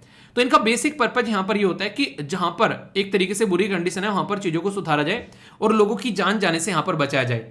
तो आप लोगों को इसके बारे में कुछ बेसिक चीजें मैं आप लोगों को बताऊंगा, जो कि आप लोगों को पता होनी चाहिए। कल को क्वेश्चन पूछ ले जाए तो कंफ्यूजन नहीं होना चाहिए। सबसे पहले अगर बात करें यूएन पीस कीपिंग फोर्स के बारे में, जिसको यहां पर स्टैब्लिश किया गया था यूएनएससी के द्वारा, जिसको यूएन सिक्योरिटी काउंसिल आप लोग बोलते हैं, उसके द्वारा यहां पर स्टैब्लिश किया गया था 1948 में, ताकि कहीं पर कोई दिक्कत हो सके तो यहां पर सुधारा जा सके। तो यहां पर इसको ऑब्जर्वर के तौर पर यहां पर मिडिल ईस्ट रीजन में यहां पर चीजें डिप्लॉयमेंट की गई इनके द्वारा, ताकि वॉर को पीस में कन्वर्ट किया जा सके, यानी कि जहां लड़ाई हो रही है वहां पर शांति लाई जा सके। पर शांति जो है वो यहां पर सबको पसंद नहीं आती है, ठीक है। कुछ लोगों को यहां पर अशांति पसंद आती है। मैं जो सोचता हूँ, शांति जब बोला जाता है, अगर किसी लड़की का नाम शांति है तो क्या सोचती होगी, इसकी शांति किसी को पसंद नहीं आती वो कहती होगी ऐसी क्या कमी है मेरे अंदर तो मतलब शांति मतलब वो वाली शांति नहीं, ठीक है। तो कई सारे लोग गलत तरीके से ले जाते हैं। अगर बात की जाए यहाँ पर इंडिया का जब प्रेजेंस यहाँ पर है, तो हम कई बार यहाँ पर हमारी जो पोजीशन चेंज होती रहती है कि हमारी पोजीशन क्या है, ठीक है। तो ये सारी चीजें आप लोगों को यहाँ पर देखने को मिलेगी, ये ऊपर नीचे इस तरीके से चलती रहती है, ठीक है। अगर नॉर्मली देखा जाए यहाँ पर तो 5th लार्जेस्ट बोला जाता है, अगर कंबाइन के तौर पर आप लोग यहाँ पर बात करें, जो आर्मी और जो वो रहता है उसके बेस पर अगर बोला जाए, हालांकि ये ऊपर नीचे होती रही, जैसे मैंने अभी आप लोगों को बताया, ठीक है। अगर बात करें, लगभग यहाँ पर इंडियन जो हैं वो सर्व कर चुके हैं अब तक का अलग अलग ऑपरेशन में। यहाँ पर 1948 से लगभग 2.5 लाख के करीब इंडियन जो हैं वो इसमें पार्टिसिपेट कर चुके हैं। आप लोगों ने अक्सर सुना होगा, मुझे तो पता है इसके बारे में, क्योंकि मेरे गांव में से बहुत सारे लोग जो ऐसे हैं जो कि आर्मी में सर्व करते हैं, ठीक है। जैसे आप लोगों को पता है, मैंने बताया था कि मेरे जो फादर हैं वो भी आर्मी से रिटायर्ड हैं। तो यहाँ पर आर्मी के अंदर में बेसिकली एक अपॉर्चुनिटी रहती है कि क्या आप बाहर जाना चाहते हैं। तो बाहर अगर कोई इंसान जाता है, ऐसा नहीं वहां पर एक तरीके से बाहर जाने पर क्या होता है, काफी ज्यादा प्रॉफिट आप लोगों को देखने को मिलेगा, सैलरी आप लोगों की काफी ज्यादा इंक्रीज हो जाती है। मेरा एक फ्रेंड था, उसके फादर बाहर गए थे, तो उसने बोला भाई साहब अब अच्छी खासी सैलरी मिल रही है। मतलब एक तरीके से ये भी एक रीजन रहता है कि बाहर घूम के आते हैं कि सैलरी बढ़ जाती है। वो एक तरीके से कहीं ना कहीं एक अच्छी चीज है कि हाँ एक पैसा कमाने का एक मौका मिल जाता है, ताकि अपने बीवी बच्चों को अच्छे से रख सके इंसान, अपने परिवार को अच्छे से रख सके, ठीक है। तो ये देखने को मिलेगा। हमारी कंट्री फर्स्ट कंट्री बनी जिसने ऑल वुमेन जो यहाँ पर एक पर्टिकुलर ग्रुप भी यहाँ पर भेजा यूएन के अंदर में पीस कीपिंग मिशन पे। ये हमारा देश पहले बना 2007 में, तो इतना कंट्रीब्यूशन आप लोग बोल सकते हैं। तो इसके चलते हमारे काफी सारे सोल्जर्स ने यहाँ पर सर्व किया और कई सारे शहीद भी हुए। यहाँ पर लगभग 179 के करीब हमारे इंडियन सोल्जर यहाँ पर लास्ट 6 डेकेड में, यानी कि लगभग 60 साल में इतने लोग हमारे शहीद भी हो चुके हैं। तो यहाँ पर ये समझ सकते हैं। इनको सैलरी वगैरह सारी जो यहाँ से यूएन से निकल कर आती है, और यहाँ पर इंडिया के द्वारा यहाँ पर एक तरीके से एक प्रॉपर प्लान भी दिया जाता है, ठीक है। अगर आप लोगों के लिए यहाँ पर देखें तो इसको बोला जाता है India has presented A 10 point formula, ठीक है। तो ये पीस कीपिंग फोर्स के बारे में जब बात करें तो यहाँ पर एक तरीके से मस्ट बिल्ट होना चाहिए, एक तरीके से कॉन्फिडेंस, इफिशियंसी यहाँ पर देखने को मिलनी चाहिए। कंट्री जहां पर पार्टिसिपेट किया जा रहा है तो उसके बारे में, एजेंडा के बारे में, तो वो आप लोगों को देखने को मिलेगा। मतलब ये 10 पॉइंट यहाँ पर दे रखे हैं कि किस तरीके से चीज़ों को लेकर यहाँ पर चलना चाहिए, टेक्नोलॉजी का इस्तेमाल करना है, कैसे एग्जिट करके आना है, वो सब चीज़ें यहाँ पर 10 पॉइंट अगर पूछ ले आप लोगों से कि यहाँ पर प्रेजेंट किए गए फॉर्मूला किसके द्वारा, तो इंडिया के द्वारा प्रेजेंट किए गए, किसके लिए, यूएन पीस कीपिंग फोर्स के लिए।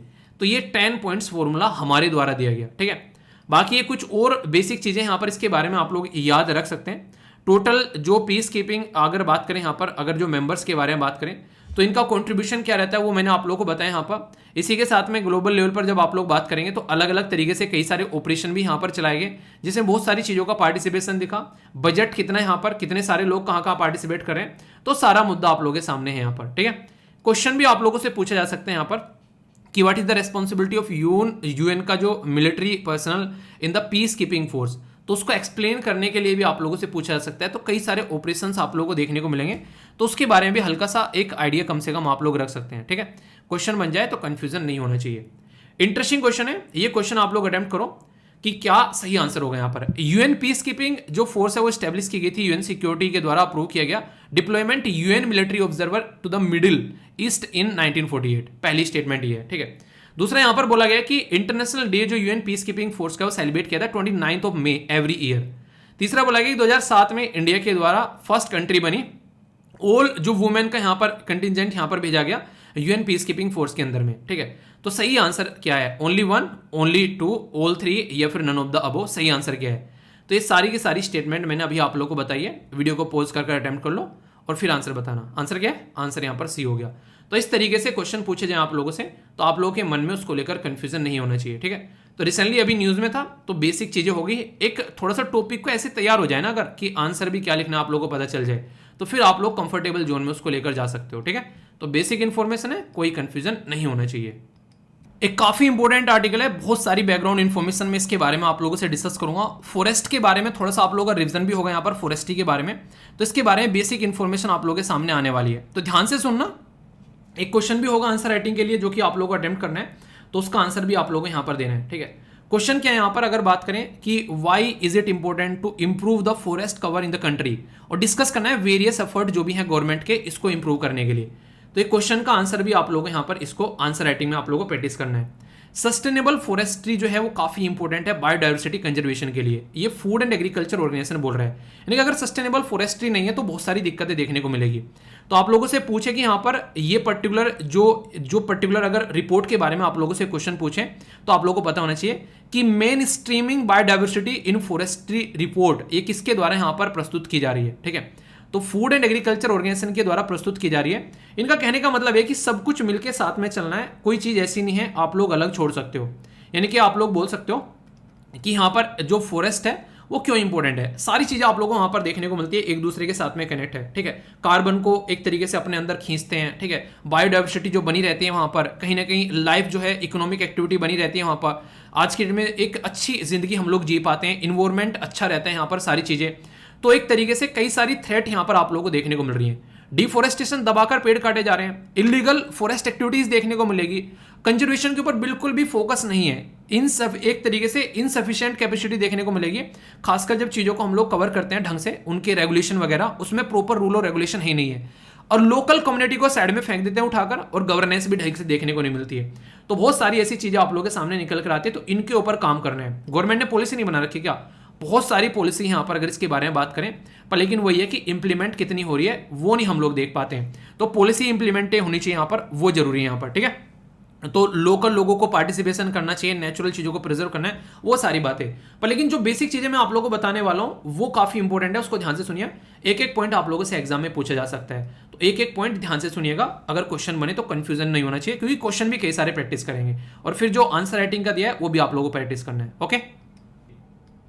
हमारे संविधान निर्माता वो भी यहाँ पर इन चीज़ों को समझते थे, जानते थे कि आने वाले टाइम पर कुछ ऐसी चीज़ें देखने को मिल सकती है, इसलिए उनके द्वारा भी जब संविधान बनाया जा रहा था कुछ तो प्रोविज़न उन्होंने रखे, कुछ प्रोविज़न जो है यहाँ पर बाद आने वाले टाइम में चेंज किए गए। पर लेकिन ये इतने इंपॉर्टेंट है कि आप लोगों को पता होना चाहिए कि उस टाइम पर 1947 में जब संविधान बन रहा था, आज की डेट में हम लोग इनके बारे में डिस्कस कर रहे हैं, उस टाइम पर उन लोगों को पता था कि ऐसा कुछ यहाँ पर हम लोग बुद्धि का जो विकास है वो हमारा नहीं होगा, हम कुछ ऐसी हरकतें करेंगे। तो उन्होंने पहले से ही प्रोविजन रख दिए ताकि हरकतें रोकी जा सकें। ऐसी बात नहीं है, मेनली बात ये है अंग्रेजों के द्वारा जो हरकतें की गई थी वो हरकतों से हम लोग पहले से ही चौकन्ने हो गए थे कि जब अंग्रेज हरकत कर सकते हैं, वो भी ह्यूमन है, इंसान है, तो सेम हरकत हम भी कर सकते हैं कि आने वाले टाइम में जंगलों को नुकसान पहुंचा सकते हैं। तो सबसे पहले तो यहाँ पर जो ये आज की डेट में आप लोगों को सब्जेक्ट देखने को मिल रहा है जिसको आप लोग बोलते हैं बेसिकली फॉरेस्ट। तो फॉरेस्ट शब्द जो है यहाँ पर पहले ये स्टेट लिस्ट के अंदर हुआ करता था, पर लेकिन हमारे संविधान में एक संशोधन किया गया जिसको आप लोग 42nd कॉन्स्टिट्यूशन अमेंडमेंट बोलते हैं। तो जो 42nd कॉन्स्टिट्यूशन अमेंडमेंट किया गया, इसके चलते यहाँ पर ये जो पर्टिकुलर सिस्टम है इसको स्टेट लिस्ट से निकालकर कॉन्करेंट लिस्ट में डाल दिया। ये कहाँ पर है? जब हमारे संविधान के अंदर आप लोग जाएंगे तो 7वें शेड्यूल के अंदर आप लोगों को 3 लिस्ट देखने को मिलती हैं। एक को बोलते हैं यूनियन लिस्ट, सेंटर लिस्ट नहीं लिखा हुआ है वहां पर, यूनियन लिस्ट लिखा हुआ है, ठीक है। दूसरे को बोलते हैं स्टेट लिस्ट और तीसरे को बोलते हैं कॉन्करेंट यानी कि समवर्ती सूची। तो अगर स्टेट लिस्ट में ये रहता तो ओनली स्टेट इसके ऊपर कानून बना पाता, लॉ बना पाता। अब यहाँ पर ये कॉन्करेंट लिस्ट में आ गया है, समवर्ती सूची में आ गया है, तो इसका मतलब ये है कि स्टेट और सेंटर जो है दोनों मिलकर इसके ऊपर कानून बना पाएंगे। तो यहाँ पर forest, protection of the wild animal और इसी के साथ में जो बर्ड्स हैं उसको ट्रांसफर कर दिया गया स्टेट लिस्ट से कॉन्करेंट लिस्ट में। और ये कब किया गया? जब हमारे देश में इमरजेंसी लगी हुई थी 1975 1975 से लेके 1977 1977 तक का। तो सबसे पहले तो अब कहां पर है? यहाँ पर 7वें शेड्यूल के अंदर यहाँ पर ये कॉन्करेंट लिस्ट में है। पहला इंपॉर्टेंट पॉइंट है, याद रखिएगा। दूसरा 42nd कॉन्स्टिट्यूशन अमेंडमेंट करके इसको उसमें पहुंचाया गया, यानी कि ऐसा नहीं कि रात को सो रहा था तो कमरे में से उठा और दूसरे कमरे में जाकर लेट गया कि नहीं मुझे तो यहाँ पर मजा आ रहा है ऐसा नहीं है। एक प्रॉपर प्रोसीजर होता है संविधान में संशोधन करने का, उसके बेस पर यहाँ पर इसको यहाँ तक पहुंचाया गया है। अब आप लोगों से इंटरेस्टिंग बातें अगर मैं यहां पर थोड़ी सी करूं तो आर्टिकल 51A यानी कि जो हमारे संविधान का अनुच्छेद 51A है उसका जो जी पार्ट है ये आप लोगों को देखने को मिलेगा, जो कि आप लोगों से फंडामेंटल ड्यूटी के बारे में बात करता है। आप लोगों को बता दूं फंडामेंटल ड्यूटी जो है वो आप लोगों को पार्ट 4A के अंदर देखने को मिलती है संविधान में। और मैंने आप लोगों को हमेशा बताया जब भी किसी भी चीज के आगे कैपिटल शब्द में ABCDEFGH कुछ भी ऐसा लिखा रहे, इसका मतलब ये होता है कि ओरिजिनली हमारे संविधान में ये सारी चीजें नहीं थी, संशोधन कर इनको संविधान में ऐड किया गया है। तो यानी कि इसको भी संशोधन करके ऐड किया गया और इसी टाइम पर संशोधन किया गया था 42nd कॉन्स्टिट्यूशन अमेंडमेंट 1976 में, जिसके चलते फंडामेंटल ड्यूटी जो है वो हमारे संविधान का पार्ट बन गई। और इसी में यहाँ पर हमको एक ड्यूटी भी दी गई कि प्रोटेक्ट करना है अपना इन्वायरमेंट, जो भी हमारे पास में नेचुरल इन्वायरमेंट है, including forest and wild life, यानी कि जो पेड़ पौधे हैं और जो जंगल है उनको हम लोग को प्रोटेक्ट करना है, ये हमको ड्यूटी दी गई है। इंटरेस्टिंग बात यहाँ पर यह कि अकेली ये ड्यूटी हमारे पास में नहीं थी, यहाँ पर अगर बात करें तो ये गवर्नमेंट को भी ड्यूटी दी गई, ठीक है। तो गवर्नमेंट को यहाँ पर ड्यूटी दी गई, तो ये ड्यूटी दी गई थी यहाँ पर आर्टिकल 48A। तो यहाँ पर जो DPSP है जो कि पार्ट 4 में आप लोगों को देखने को मिलता है संविधान के अंदर में, तो स्टेट को बोला गया, स्टेट मतलब गवर्नमेंट को भी बोला गया कि आप लोगों को प्रोटेक्ट करना है देश के अंदर में जो भी इन्वायरमेंट है और जो भी फॉरेस्ट है, यहाँ पर वाइल्ड लाइफ है, ताकि देश में इन चीजों को प्रोटेक्ट किया जा सके। तो उनको भी रेस्पॉन्सिबिलिटी यहाँ पर दी गई। इसी के साथ में आप लोगों को पता है ये आर्टिकल कितना धांसू है, आर्टिकल 21 ये बात करता है राइट टू लाइफ के बारे में। जब राइट टू लाइफ यानी कि जिंदा रहने का अधिकार, और वो कब होगा? जब क्लीन इन्वायरमेंट होगा, यानी कि हमारा वातावरण अगर शुद्ध होगा तभी तो हम लोग जिंदा रहेंगे। वातावरण ही अगर बेकार हो गया तो हम लोग जिंदा कैसे रहेंगे? तो इसलिए आर्टिकल 21 जो संविधान के अंदर में है ये यहाँ पर इन सब चीजों के बारे में बात करता है। तो आर्टिकल 51 का जो ए का जी है, इसी के साथ में 48 का ए, तो ये आप लोगों को याद रखने, ये हमारी ड्यूटी है, ये गवर्नमेंट की ड्यूटी है। और क्यों है ड्यूटी? क्योंकि इंसान को जिंदा रहना है, इसलिए ये ड्यूटी यहां पर डाली गई है। तो राइट टू लाइफ आर्टिकल 21 के अंदर आता है। कहां पर आता है? पार्ट 3, जहां पर सारे फंडामेंटल राइट रखे हुए हैं आर्टिकल 12 से लेके आर्टिकल 35 के अंदर में, ठीक है। तो इसलिए आप लोग समझ सकते हैं। आप लोगों को एक बात और बता दूं, कोई भी चीजें ऐसी नहीं थी जो ओरिजिनली सारी चीजें यहां पर आप लोगों को देखने को मिलती हैं।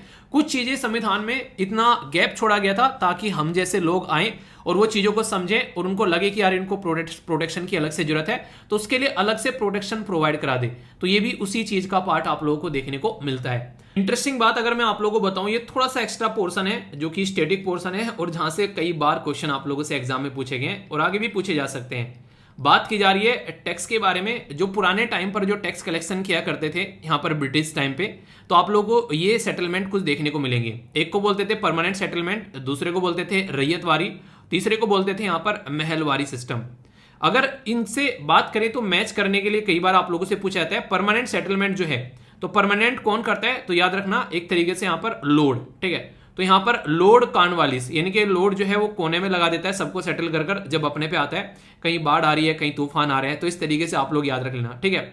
यहाँ पर अगर बात करें थॉमस, यानी कि थर्मस में रायता रखा था और वो रायता फैल गया, तो थॉमस मुनरो, यानी कि रायते में मुरमुरे डले रहते हैं, आप लोग कि बूंदी का रायता जो होता है ये इस तरीके से आप लोग याद रख सकते हैं। तो यहां पर रैयतवारी सिस्टम, यानी कि थॉमस मुनरो ने यहां पर रायता फैला दिया, जिसकी वजह से यहां पर ये देखने को मिलेगा, ठीक है।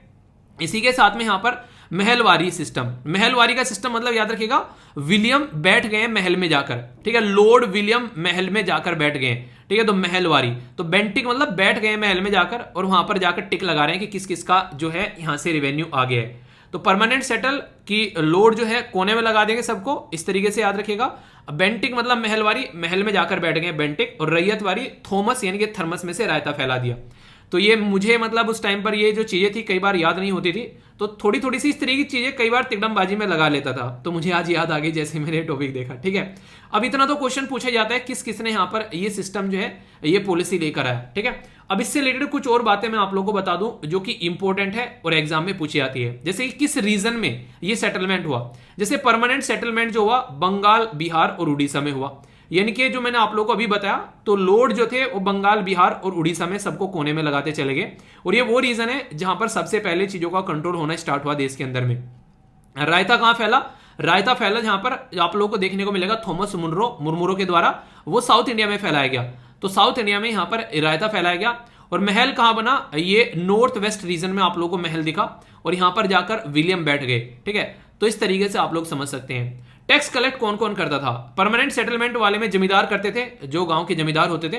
रैयतवारी सिस्टम में रायता इतना फैल गया कंपनी डायरेक्टली यहां पर एक तरीके से इकट्ठा कर रही थी। और महलवारी सिस्टम में तो राजा जो है महल से निकलने के लिए तैयारी नहीं है, जो गांव में एक हेड बैठा दिया, उसको बोला कि भाई साहब पैसा इकट्ठा करके आप उनके दरवाजे पे पहुंचा देना।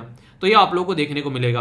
तो टैक्स कलेक्ट करने वाले कौन कौन थे यहाँ पर, तो यहाँ पर टैक्स जो यहाँ पर एक तरीके से जो ओनर थे यहाँ पर जो लैंड के वो अलग थे, यानी कि टैक्स कोई और इकट्ठा कर रहा था और ओनर कोई और थे। अगर परमानेंट सेटलमेंट वाले में बोले तो परमानेंट था, यानी कि जमींदार ही जो एक तरीके से लैंड का ओनर भी था। इसमें तो दोनों इस तरीके से समझ सकते हैं आप लोग यहाँ पर, ठीक है। पर लेकिन रैयतवारी में यहाँ पर फार्मर को ही बताया गया कि आप लोग जो है पहुंचा देना भाई साहब यहाँ पर हवेली, मतलब हवेली तो अगले में रहेगी, ठीक है, तो आप लोग पहुंचा देना बिना रायता फैलाए। तो ये बोला गया यहाँ पर रैयत वाले सिस्टम में।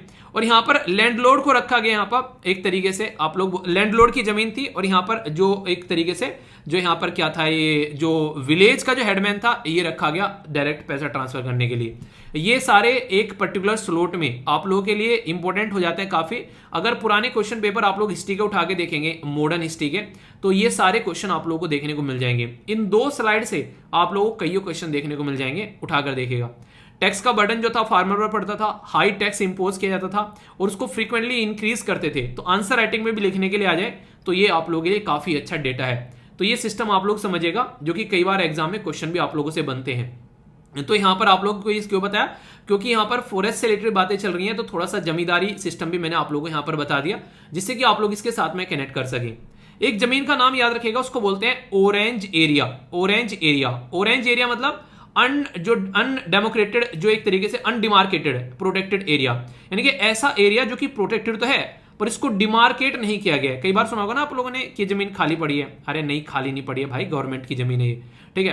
तो पता तो है कि गवर्नमेंट की जमीन है पर अब तक डिमार्केट नहीं किया गया है, तो उसको आप लोग ऑरेंज एरिया बोलते हैं। और फॉरेस्ट कंजर्वेशन एक्ट जो है 1980 का, उसके तहत यहां पर ऑरेंज एरिया को प्रोटेक्ट करने का काम किया जाता है। तो एक छोटी सी स्टेटमेंट है ये इसलिए बता दी ताकि आप लोग भूलो ना। इसके बारे में ऐसे स्लाइड में आप लोगों को मिल जाएगा जब डाउनलोड करोगे, ठीक है। एक यहाँ पर ये छोटी सी स्लाइड भी है, रैयतवारी, जमींदारी, महलवारी, और ये क्या है इसके बारे में आप लोगों को बताना है कमेंट बॉक्स में, ठीक है। ऐसा भी कुछ सिस्टम था क्या, इसके बारे में आप लोग बताइए। अभी जो मैं आप लोगों से बात करता हूँ थोड़ी सी और एक्स्ट्रा, क्योंकि मुझे लग रहा है कि ये टॉपिक इस तरीके से कवर कर दूं कि आप लोग इसको कभी भूलो ना। फॉरेस्ट की बात चली रही है तो आप लोगों को थोड़ा सा यहाँ पर एक रिपोर्ट के बारे में बात कर लेते हैं, जिसको बोलते हैं इंडिया स्टेट फॉरेस्ट रिपोर्ट 2021। ये जो रिपोर्ट है अभी प्रस्तुत की गई, तो इसके चलते आप लोगों से बड़ा ही इंटरेस्टिंग क्वेश्चन बनता है कि टोटल फॉरेस्ट जो ट्री कवर है हमारे देश में वो कितना है। तो याद रखिएगा 24.62% हो गया है। अब तक मैंने आप लोगों को 2019 की रिपोर्ट पढ़ाई थी, अभी उसमें अपडेट कर लेना, ये अभी नई रिपोर्ट अभी आप लोगों को यहाँ पर देखने को मिल रही है। तो यहाँ पर एरिया 24.62% हो गया, जो कंट्री के अंदर जो टोटल एरिया है उस पर इतने पर फॉरेस्ट आप लोगों को देखने को मिलता है। फॉरेस्ट कवर जो है अगर इसको वैसे नापोगे तो 7,13,789 स्क्वायर किलोमीटर आप लोगों को देखने को मिलेगा, ठीक है, यानी कि 7,13,789, ठीक है। तो इस तरीके से आप लोग याद रखिएगा, स्क्वायर किलोमीटर वाला एरिया है, जो कि लगभग 21% है लगभग अगर बात करें तो फॉरेस्ट कवर एरिया है। बाकी जो ट्री होते हैं ना, घरों में पेड़ खड़े हुए हैं, खेत में, गांव में आप लोगों के पेड़ खड़े हुए हैं, तो वो ट्री आ जाते हैं लगभग 2.91%, यानी कि 3% के करीब लगभग आप लोगों को ट्री देखने को मिलेंगे। तो फॉरेस्ट तो वो होता है जैसे आपने गांव से, जैसे आप लोग गांव में जाते हैं, कई बार आसपास बहुत बड़े बड़े बाग होते हैं, तो आप लोगों ने देखा होगा ना कई बार कि जैसे कि मैं खेत में जब जाया करता था तो हमारे खेत के बीच में बाग पड़ता था, कई बार कि कहाँ पहुंच गया कि बाग के पास में हूँ, ठीक है। तो इस तरीके से तो आप लोग समझ सकते हैं, तो एक बाग बहुत बड़ा एरिया कवर होता है जहाँ पेड़ ही पेड़ होते हैं। और बाकी यहाँ पर अगर बात करें सिंगल जो ट्री है कि यहाँ ट्यूबवेल पे एक पेड़ खड़ा हुआ है, एक पेड़ गांव में खड़ा हुआ है, एक पेड़ घेर में है, तो आप लोगों ने ऐसे सुना होगा, तो वो वाली चीज आप लोग समझ सकते हैं। अगर बात करें यहाँ पर तो एरिया जो है ग्रीन, जो बेसिकली एक तरीके से जो रिकॉर्डेड फॉरेस्ट एरिया या फिर ग्रीन वॉस, तो यहाँ पर इसको कंपेयर करने की बात की जा रही है। तो फॉरेस्ट कवर जो है यहाँ पर अगर बात करें वो स्लाइटली इंक्रीज हुआ है, ठीक है। फॉरेस्ट कवर आउटसाइड द जो यहाँ पर बात करें इसके विदिन, अगर बात करें विदिन ग्रीन एरिया या फिर ग्रीन वॉस एरिया, तो यहाँ पर ये इंक्रीज हुआ है लगभग यहाँ पर इतना, ठीक है, यानी कि विदिन इतना और आउटसाइड इतना। तो यानी कहने का मतलब है कि दोनों जगह से पॉजिटिव रिजल्ट आए हैं, रटना नहीं है, पर ये ऊपर वाली लाइन आप लोग जरूर याद रख लेना। और जो दूसरा बताने जा रहा हूं ये थोड़ा सा याद रखिएगा, कहां कहां पर फॉरेस्ट रिपोर्ट के हिसाब से इंक्रीज हुआ है फॉरेस्ट एरिया, तो आंध्र प्रदेश, तेलंगाना, उड़ीसा, कर्नाटक और झारखंड। कहां कहां पर डिक्रीज हुए हैं, जहां पर फोकस देना है अरुणाचल प्रदेश, मणिपुर, नागालैंड, मिजोरम और मेघालय। याद नहीं आ रहा है तो यहां से आप लोग देख सकते हैं इससे, ये जो पर्टिकुलर बताया है आप लोगों से, सिंस 2019 यानी कि जो लास्ट रिपोर्ट आई थी, तो कहां कहां पर इंक्रीज हो गया है और कहां कहां पर लॉस हुआ है, तो ये बता दिए यहां पर कहां कहां पर नेगेटिव डायरेक्शन में और कहां कहां पर पॉजिटिव डायरेक्शन में। तो इस पर्टिकुलर जो एक स्लाइड के थ्रू आप लोगों को समझाया गया है यहां पर, तो ये आप लोगों को और ज्यादा माइंड में क्लैरिटी लेकर आएगा, ताकि लंबे समय तक आप लोग चीजों को याद रख पाओगे। इसमें थोड़ी सी और चीजें ऐड कर देता हूं मैं, जिससे इंटरेस्टिंग क्वेश्चन बन जाते हैं कि अगर बात करें इंक्रीजिंग और डिक्रीजिंग एरिया फॉरेस्ट कवर में, तो ये भी एक इंपॉर्टेंट हो जाएगा यहां पर। तो बात करते हैं यहां पर, तो मध्य प्रदेश, अरुणाचल प्रदेश, छत्तीसगढ़, उड़ीसा और महाराष्ट्र। याद रखिएगा ये वो एरिया है जहां पर आप लोगों को देखने को मिलता है कि यहां पर पर्टिकुलर एरिया में सबसे ज्यादा फॉरेस्ट पाए जाते हैं स्टेट वाइज। मध्य प्रदेश में सबसे ज्यादा है, अरुणाचल प्रदेश में, उसके बाद में छत्तीसगढ़ में, उड़ीसा में, और फिर है आप लोगों को महाराष्ट्र में, ठीक है। कौन कौन इन राज्य से निकल कर आता है स्टेट पीसीएस के अंदर, बड़ा ही प्यारा क्वेश्चन बनेगा। फिर मत बोलना क्वेश्चन कहां से आ गया भाई साहब, यहां से आ गया, तो थोड़ा सा ध्यान से पढ़िएगा। अगर बात करें हाईएस्ट फॉरेस्ट परसेंटेज वाइज, तो मिजोरम में मजे ले रहे हैं, ठीक है, अरुणाचल प्रदेश में, मेघालय में, मणिपुर में और नागालैंड में, यानी कि जितना एरिया है इनका उसके 84% एरिया में फॉरेस्ट है, ऐसे आप लोग समझ सकते हैं। यहां पर तो अगर एरिया देखा जाए, क्योंकि मध्य प्रदेश वैसे बड़ा है, तो उसका टोटल एरिया देखेंगे तो एरिया वाइज ये है, पर लेकिन जो यहां पर मध्य प्रदेश बड़ा है, पर लेकिन अपने घर के अंदर में, यानी कि एक इंसान का तो घर है इतना बड़ा, ठीक है, उसके 50% में यहां पर टोटल फॉरेस्ट है, यानी ठीक है, एक इंसान है यहां पर, इसका घर है इतना से यहां पर, ठीक है, इसके यहां पर भाई साहब टोटल इतने एरिया में फॉरेस्ट है, ओनली 5% एरिया में फॉरेस्ट नहीं है। तो परसेंटेज वाइज तो ज्यादा फॉरेस्ट एरिया इसका है, अगर परसेंटेज में देखें, यानी कि ओनली 5% में नहीं है, 95% एरिया में फॉरेस्ट है। पर लेकिन अगर एरिया देखेंगे तो ये पूरा राज्य जो है यहां पर समा जाएगा पूरा। अगर एक पूरे एरिया के बारे में देखेंगे तो एरिया वाइज यहां पर आप लोगों को मध्य प्रदेश देखने को मिलेगा, ठीक है, तो ऐसे समझना है यहां पर, तो कंफ्यूजन नहीं होना चाहिए। तो परसेंटेज वाइज यहां पर आप लोगों को देखने को मिलेंगे ये वाले राज्य, और अगर एरिया वाइज तो ये वाले राज्य। अभी बात करते हैं यहां पर वर्ल्ड फॉरेस्ट के बारे में, जो कि अभी 2022 में आप लोगों के सामने प्रस्तुत की गई। तो बोला गया कि अब तक का 422 मिलियन हेक्टेयर जो जमीन है फॉरेस्ट, वो खत्म हो चुकी है 1990 से लेकर 2020 तक का। ये वर्ल्ड लेवल की बातें कर रहा हूं अब मैं आप लोगों से मैं, ठीक है। इसी के साथ में यहां पर 289 ये मिलियन हेक्टेयर जो आप लोगों को देखने को मिलेगी, ये डिफोरेस्टेशन हुआ है 2016 से लेकर 2050 तक का, मतलब होने वाला है, यानी कि इतना और लैंड एरिया जो है, जो यहां पर कवर है फॉरेस्ट से, वो खत्म होने वाला है। 15% अगर बात करें 250 का यहां पर बोला जा रहा है, ये इन्फेक्शियस डिजीज जो आप लोगों को देखने को मिल रही है वो फॉरेस्ट के साथ में कनेक्टेड है। यानी कि टोटल अभी रिसेंटली जितनी भी बीमारी निकल कर आई है वो फॉरेस्ट से निकल कर आई है। इसीलिए अभी आप लोगों ने देखा होगा वर्ल्ड हेल्थ ऑर्गेनाइजेशन के द्वारा साफ साफ बोला गया है इस बात को कि फॉरेस्ट वाला जो एरिया है उसको भी साथ में लेकर चलना है, वन वर्ल्ड वन हेल्थ की जब हम लोग बात करते हैं, यानी कि एक वर्ल्ड है उसके साथ में वन हेल्थ है, यानी कि इनको साथ में लेकर चलना है और वो यहाँ से बातें निकल कर आती है। तो ये काफी एक इंपॉर्टेंट एरिया यहाँ पर हो जाता है अगर इसके बारे में बात करें तो, ठीक है। तो यानी कि इसके ऊपर आप लोग स्टार लगा सकते हैं, ये हेल्थ से रिलेटेड भी मैटर यहाँ पर जुड़ जाता है। अगर बात करें ग्रोस जो यहाँ पर डोमेस्टिक प्रोडक्ट है वर्ल्ड की, बोला जा रहा है कि 84 ट्रिलियन इन 2020 में, जो कि डिपेंड करती है यहाँ पर अगर बात करें ये 31 ट्रिलियन पर ईयर के हिसाब से, और इसी के साथ में हाईली 13 ट्रिलियन पर ईयर के हिसाब से ऑन द इकोसिस्टम। यानी कि अगर बात करें दुनिया में जो हम आज के में फॉरेस्ट के बारे में बात करते हैं तो मैक्सिमम अगर बात करें कितना डिपेंडेंट है जीडीपी, आप लोग देखते हैं रॉ मटेरियल फॉरेस्ट में से निकाल कर लेकर आए जा रहे हैं, लकड़ियां आप लोग वहां से लेकर आ रहे हैं, वहां से जीव जंतु आप लोगों को देखने को मिलते हैं, मतलब खेती वगैरह जो भी करते हैं हम लोग खेतों में करते हैं। तो कहीं ना कहीं आप लोग समझ सकते हैं उसको कैसे कैसे यहाँ पर चीजों को डिफाइन किया जा रहा है। तो ये काफी इंपॉर्टेंट एरिया है यहाँ पर जिसके बारे में आप लोगों को कंफ्यूजन नहीं होना चाहिए, ठीक है। तो बहुत ही इंपॉर्टेंट आर्टिकल था, कोई भी कंफ्यूजन आप लोगों के माइंड में नहीं होना चाहिए। स्लाइड कुछ और है, ये थोड़ी सी फैक्चुअल इन्फॉर्मेशन है। अगर बोला जाए तो वेरी डेंस फॉरेस्ट किसको बोलते हैं, यानी कि बहुत घने जंगल जहां 70% या फिर उससे अबव फॉरेस्ट है उसको वेरी डेंस बोलते हैं। मॉडरेटली डेंस किसको बोलते हैं, जहां 40 से 70% देखने को मिलते हैं।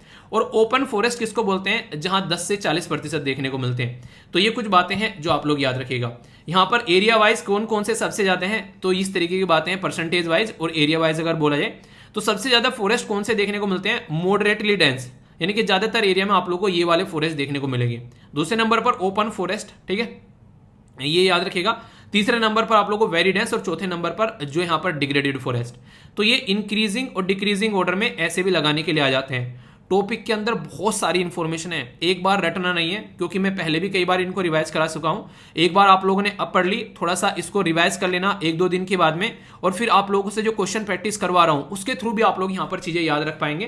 क्वेश्चन प्रैक्टिस करने का यही फायदा यहां पर रहता है, ठीक है। तो क्या क्या मैंने बता दिया पहले बता देता हूं, फिर क्वेश्चन को देखता हूं कौन कौन अच्छे से प्रैक्टिस कर रहे हैं, ठीक है। फीडबैक जरूर दे दिया करो। यहां पर क्या क्या देख लिया हम लोगों ने, फॉरेस्ट के बारे में बातें कर ली, न्यूज में क्यों था ये देख लिया, इसी के साथ में कुछ मैंने हिस्ट्री पढ़ा थी, हालांकि एक्स्ट्रा चीजें थी पर मुझे लगा स्टैटिक पोर्शन है ये कवर कर लेना चाहिए। संविधान का एंगल भी मैंने आप लोगों को बता दिया और यहाँ पर आप लोगों को ये भी मुद्दा बता दिया। बाकी स्टेट फॉरेस्ट रिपोर्ट के बारे में जो डेटा है वो भी मैंने बता दिया। यानी कि 3 आर्टिकल मैंने एक जगह इंक्लूड कर दिए। हिस्ट्री का आर्टिकल मैंने आप लोगों को बता दिया, यहाँ पर हिस्ट्री का ये एक अलग आर्टिकल हो गया, आप लोगों को ये पूरा एक टॉपिक हो जाता है पूरा, ठीक है, जिसको लैंड रिवेन्यू सिस्टम बोलते हैं। संविधान का पूरा एंगल बता दिया, ये अलग से टॉपिक था पूरा। पूरी रिपोर्ट के बारे में आप लोगों को बता दिया, ये पूरी रिपोर्ट अलग से है जो मैंने आप लोगों को यहाँ पर कुछ स्लाइड के अंदर समझा दिया, कल को क्वेश्चन ना छूटे ताकि आप लोगों का एग्जाम में, ठीक है। तो इस तरीके से तैयारी करो कि मन लगे पढ़ने में। एक रिक्वेस्ट है यार, अब जो क्वेश्चन आप लोग अटेम्प्ट करोगे, इन क्वेश्चन को आप लोग पहले अटेम्प्ट करोगे, आंसर दोगे कमेंट बॉक्स में, उसके बाद में आप लोग देखोगे कि हाँ ये जो क्वेश्चन है आप लोग इसको कर पा रहे हो। गलत है तो अच्छी बात है, कोई नहीं, यहीं पर ही गलत हो गया, एग्जाम में नहीं हो रहा है, और सही है तो पीठ थपथपा लेना और अच्छे से मेरी तरफ से, ठीक है। बात की जा रही है स्टेट जो कि यहाँ पर जिसको रेस्पॉन्सिबिलिटी दी गई है फॉरेस्ट को प्रोटेक्ट करने की, तो कहां पर दी गई है, फंडामेंटल राइट में, फंडामेंटल ड्यूटी में, डीपीएसपी में, या फिर नन ऑफ द अबव। तो नॉर्मल सी बात है यार, directive principle of state policy कहां पर आते हैं, पार्ट 4 में आप लोगों को देखने को मिलते हैं। तो उनकी ड्यूटी दी गई है डीपीएसपी के अंदर में। तो सारी चीजें मैंने एक एक कर आप लोगों को यहाँ पर ये पढ़ाई डिटेल में, तो कोई भी डाउट आप लोगों को नहीं होना चाहिए, ठीक है। क्वेश्चन है यहाँ पर बात की जा रही है, arrange the following state in the ascending ये ऑर्डर में, यहाँ पर जो फॉरेस्ट कवर एरिया वाइज अगर आप लोग बात करें, एरिया वाइज कौन सा फॉरेस्ट जो है वो सबसे ज्यादा आप लोगों को एरिया देखने को मिलता है, ठीक है। अरुणाचल प्रदेश, महाराष्ट्र, मध्य प्रदेश या फिर उड़ीसा। तो इसमें आप लोगों को बताना है यहाँ पर, अगर इसको आप लोग इंक्रीजिंग या फिर डिक्रीजिंग ऑर्डर में लगाओगे, पॉज कर अटेम्प्ट कर लेना, उसके बाद में आंसर देखिएगा। अभी आप लोगों को याद होगा मैंने बताया था कि मध्य प्रदेश में सबसे ज्यादा आप लोगों को देखने को मिल रहा है। अगर ये एक स्टेटमेंट भी अगर के लिए आप लोगों को याद है ना, ठीक है, तो यहाँ पर कोई भी चीज आप लोग भूलोगे नहीं, ठीक है, कि यहाँ मध्य प्रदेश में सबसे ज्यादा है, ठीक है। तो उस तरीके से आप लोग चीजों को देख सकते हैं। या फिर अपोजिट पूछा जाए, जैसे यहाँ पर असेंडिंग पूछा है या फिर डिसेंडिंग में पूछा जाए, तो दोनों तरीके से आंसर आप लोग देखते हैं। यहाँ पर ये 2 आंसर, ठीक है। यानी कि अगर आप लोगों से पूछे कि बढ़ते हुए क्रम में असेंडिंग ऑर्डर में, तो असेंडिंग ऑर्डर में क्या हो गया, बी आंसर हो गया। यदि पूछे डिसेंडिंग ऑर्डर में तो सी आंसर हो गया। तो इस तरीके से आप लोगों को यहाँ पर देखना है, ठीक है। तो यहाँ पर सारी चीजें आप लोगों के सामने, कोई भी कंफ्यूजन आप लोगों को नहीं होना चाहिए अगर क्वेश्चन आप लोगों से बने तो इस तरीके से आप लोगों से क्वेश्चन पूछे जाते हैं।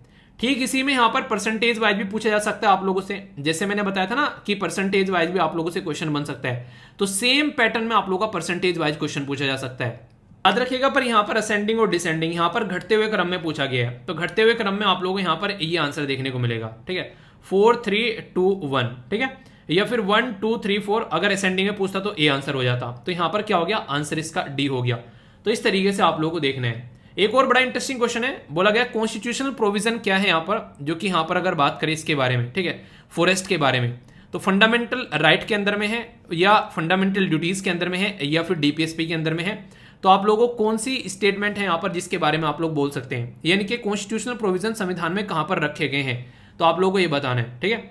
तो यहाँ पर सही आंसर क्या होगा, तो आप लोगों को यहाँ पर मतलब क्वेश्चन आप लोगों से डायरेक्ट पूछे जाते हैं, ऐसे भी कोई कंफ्यूजन नहीं होना चाहिए, ये खासकर इंपॉर्टेंट क्वेश्चन है। काफी डिटेल में मैंने कवर कराया, फंडामेंटल ड्यूटीज के बारे में बात करी और डीपीएसपी के बारे में बात करी, ये हमारी ड्यूटी है और ये गवर्नमेंट की ड्यूटी है। तो आंसर क्या होगा यहाँ पर 2 और 3, और 2 और 3 कहां पर है, ये बी के अंदर में है, ठीक है। तो यहां से आप लोग देखते हैं, तो ऐसे क्वेश्चन आप लोग इस तरीके से प्रैक्टिस करोगे तो आप लोगों को लगता है कि एग्जाम में भला आप लोग क्वेश्चन को छोड़ दोगे। कॉमन सेंस का क्वेश्चन है, पर लेकिन जितना टॉपिक के अंदर मैंने आप लोगों को चीजें पढ़ाई हैं उससे आप लोग इसको आसानी से सोल्व कर सकते हो। बोला गया कि ये particular state a particular state in India has the following characteristic. बोला गया कि it is located on the same latitude which pass through the, जो एक तरीके से नॉर्दर्न राजस्थान, यानी कि जो राजस्थान का जो नॉर्दर्न पोर्शन है उस लैटिट्यूड से होकर गुजरता है। नॉर्दर्न पोर्शन अगर आप लोग ये चलाते हैं तो आप लोगों को हरियाणा आएगा, उत्तर प्रदेश आएगा, ठीक है। मैं उत्तराखंड भी आ सकता है वैसे, पर लेकिन हरियाणा उत्तर प्रदेश, या फिर आप लोगों के सामने कौन आएगा, आप लोग बोल सकते हैं यहां से अरुणाचल प्रदेश, ठीक है। तो यानी कि या तो आप लोगों का आंसर जो होगा हरियाणा होगा या उत्तर प्रदेश होगा या फिर अरुणाचल प्रदेश होगा। दूसरी statement, it has cover 80% of its area under the forest area. तो आप लोग समझिए अभी यहाँ पर, अभी मैंने आप लोगों को परसेंटेज वाइज जो फॉरेस्ट कवर यहाँ पर बताया उसको अगर आप लोग थोड़ा सा भी रिकॉल करोगे तो आप लोग चीजों को समझ पाओगे। बोला गया कि 80% जो एरिया है इसका वो फॉरेस्ट कवर के अंदर आता है, ठीक है। समझ रहे हो आप लोग मैं क्या बोल रहा हूँ यहाँ पर, 80% एरिया बोला गया यहाँ पर। अगर आप लोग देखोगे यहाँ पर अरुणाचल प्रदेश के अंदर में, ठीक है, तो 80% यहाँ पर 80% में कोई सा भी ना तो आप लोगों को हरियाणा देखने को मिलेगा ना उत्तर प्रदेश, ओनली अरुणाचल प्रदेश एरिया जो है वो 79% यानी कि 80% के करीब आप लोगों को यहाँ पर निकल कर आता है, ठीक है। तो कहने का मतलब क्या हो गया यहाँ पर 80% यहाँ पर बोला गया। तो फर्स्ट और सेकंड स्टेटमेंट जो है वो किसके लिए जाती है, अरुणाचल प्रदेश के लिए। Over 12% of forest cover constituted protected area, तो ये यहाँ पर 12% इसका एरिया है। तो कॉमन सेंस थोड़ा सा आप लोगों को इस्तेमाल करना पड़ेगा जब एग्जाम में बैठते हैं। अब यहाँ पर क्या हो गया, ये ज्योग्राफिक का एक क्वेश्चन बन गया आप लोगों से, बड़ा ही बेहतरीन सा। लोकेशन वाइज भी क्वेश्चन आप लोगों से ऐसे पूछे जाते हैं। फॉरेस्ट कवर के बारे में पूछा गया तो रिपोर्ट भी यहाँ पर इंक्लूड होगी, ऐसा बोल सकते हैं। तो यूपीएससी थोड़ा सा अलग लेवल पर पहुंच जाती है कई बार, पर लेकिन इतनी गारंटी देता हूं कि जो पढ़ा रहा हूं अगर उसको ढंग से कवर करके जाओगे तो क्वेश्चन को आप लोग अटेम्प्ट कर पाओगे, और यही आप लोगों का पर्पज होना चाहिए, ठीक है। फीडबैक जरूर देना कैसा लगा पूरा टॉपिक, इतनी सारी चीजें कवर कर दी, 3 अलग अलग टॉपिक इसके अंदर कवर कर दिए, वो भी 2 न्यूज़पेपर के। तो अब आप लोगों को कोई भी डाउट इसको लेकर नहीं होना चाहिए। अगर फिर भी डाउट है तो कमेंट बॉक्स में बताना, फिर उसको भी दूर किया जाएगा। अच्छे से एंजॉय करा करो यार लेक्चर को, तभी लंबे समय तक चीजें भी याद आप लोग रख पाओगे, ओके। यूएसए एक ऐसा देश है जो कि अपनी चलाने के लिए किसी के सामने किसी भी हद तक जाकर वो अड़कलें खड़ी कर सकता है, अड़चने अड़ा सकता है। अभी यहां पर इसको लग रहा है कि चाइना एक ऐसा देश है जो कि कहीं ना कहीं इसको पीछे छोड़ सकता है। चाइना एक ऐसा देश है जो कि अपनी चीजों को लेकर आगे बढ़ रहा है, तो वो यहां पर इसको नीचे दबा सकता है। तो वो सारी चीजें इसको पता है, तो इसलिए ऐसी ऐसी हरकतें कर रहा है, आप लोग सोचकर भी हैरान रहोगे। जैसे अभी क्या कर रहे हैं यहाँ पर, इसके द्वारा फॉरेन डायरेक्ट प्रोडक्ट रूल, जिसको FDPR डायरेक्ट बन जाएगा। ये FDPR क्या है, आप लोगों से डायरेक्ट क्वेश्चन पूछा जा सकता है।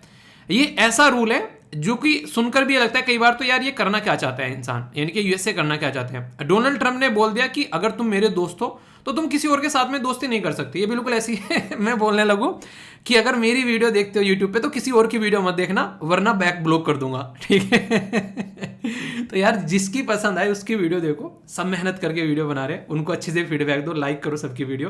तो ये होता है इंसान का कि हाँ वो एक तरीके से सबको साथ में लेके चलना चाहते हैं। पर यूएसए क्या कहता है कि अगर तुम मेरा अप्रिशिएट नहीं करोगे और मेरे साथ में आकर कंपटीशन में खड़े होगे तो मैं तुमको बर्बाद कर दूंगा।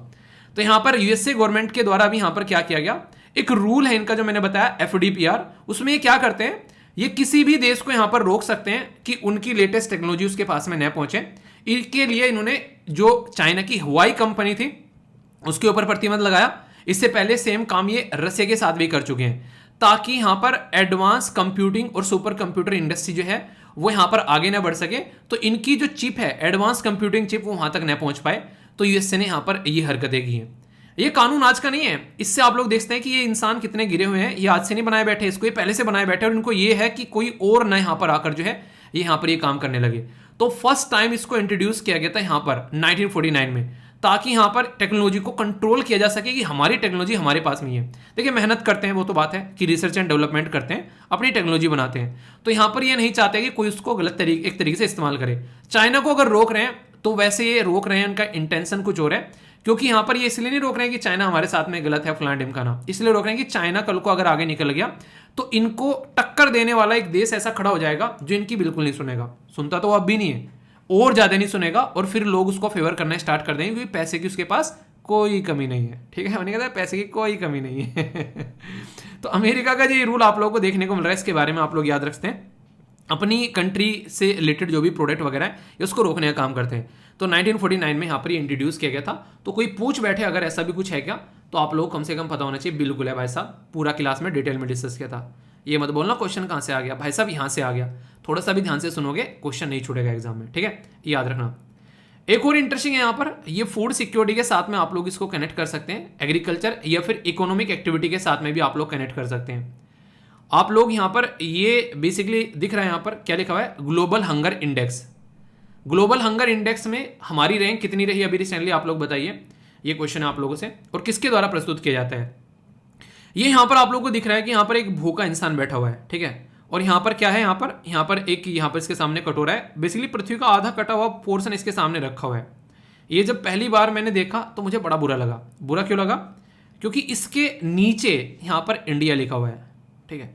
तो यानी कि एक तरीके से कई बार कार्टूनिस्ट जो हैं वो इस तरीके की चीज़ें दिखाने की कोशिश करते हैं। कई बार आप लोग वेस्टर्न मीडिया को अगर आप लोग जाओगे ना, वेस्टर्न मीडिया भी अगर हम लोग एक कोई जरा सी गलती करते हैं उसको बड़े ही नेगेटिव तरीके से दिखाने की कोशिश करते हैं। तो ये सिचुएशन आप लोग समझ सकते हैं।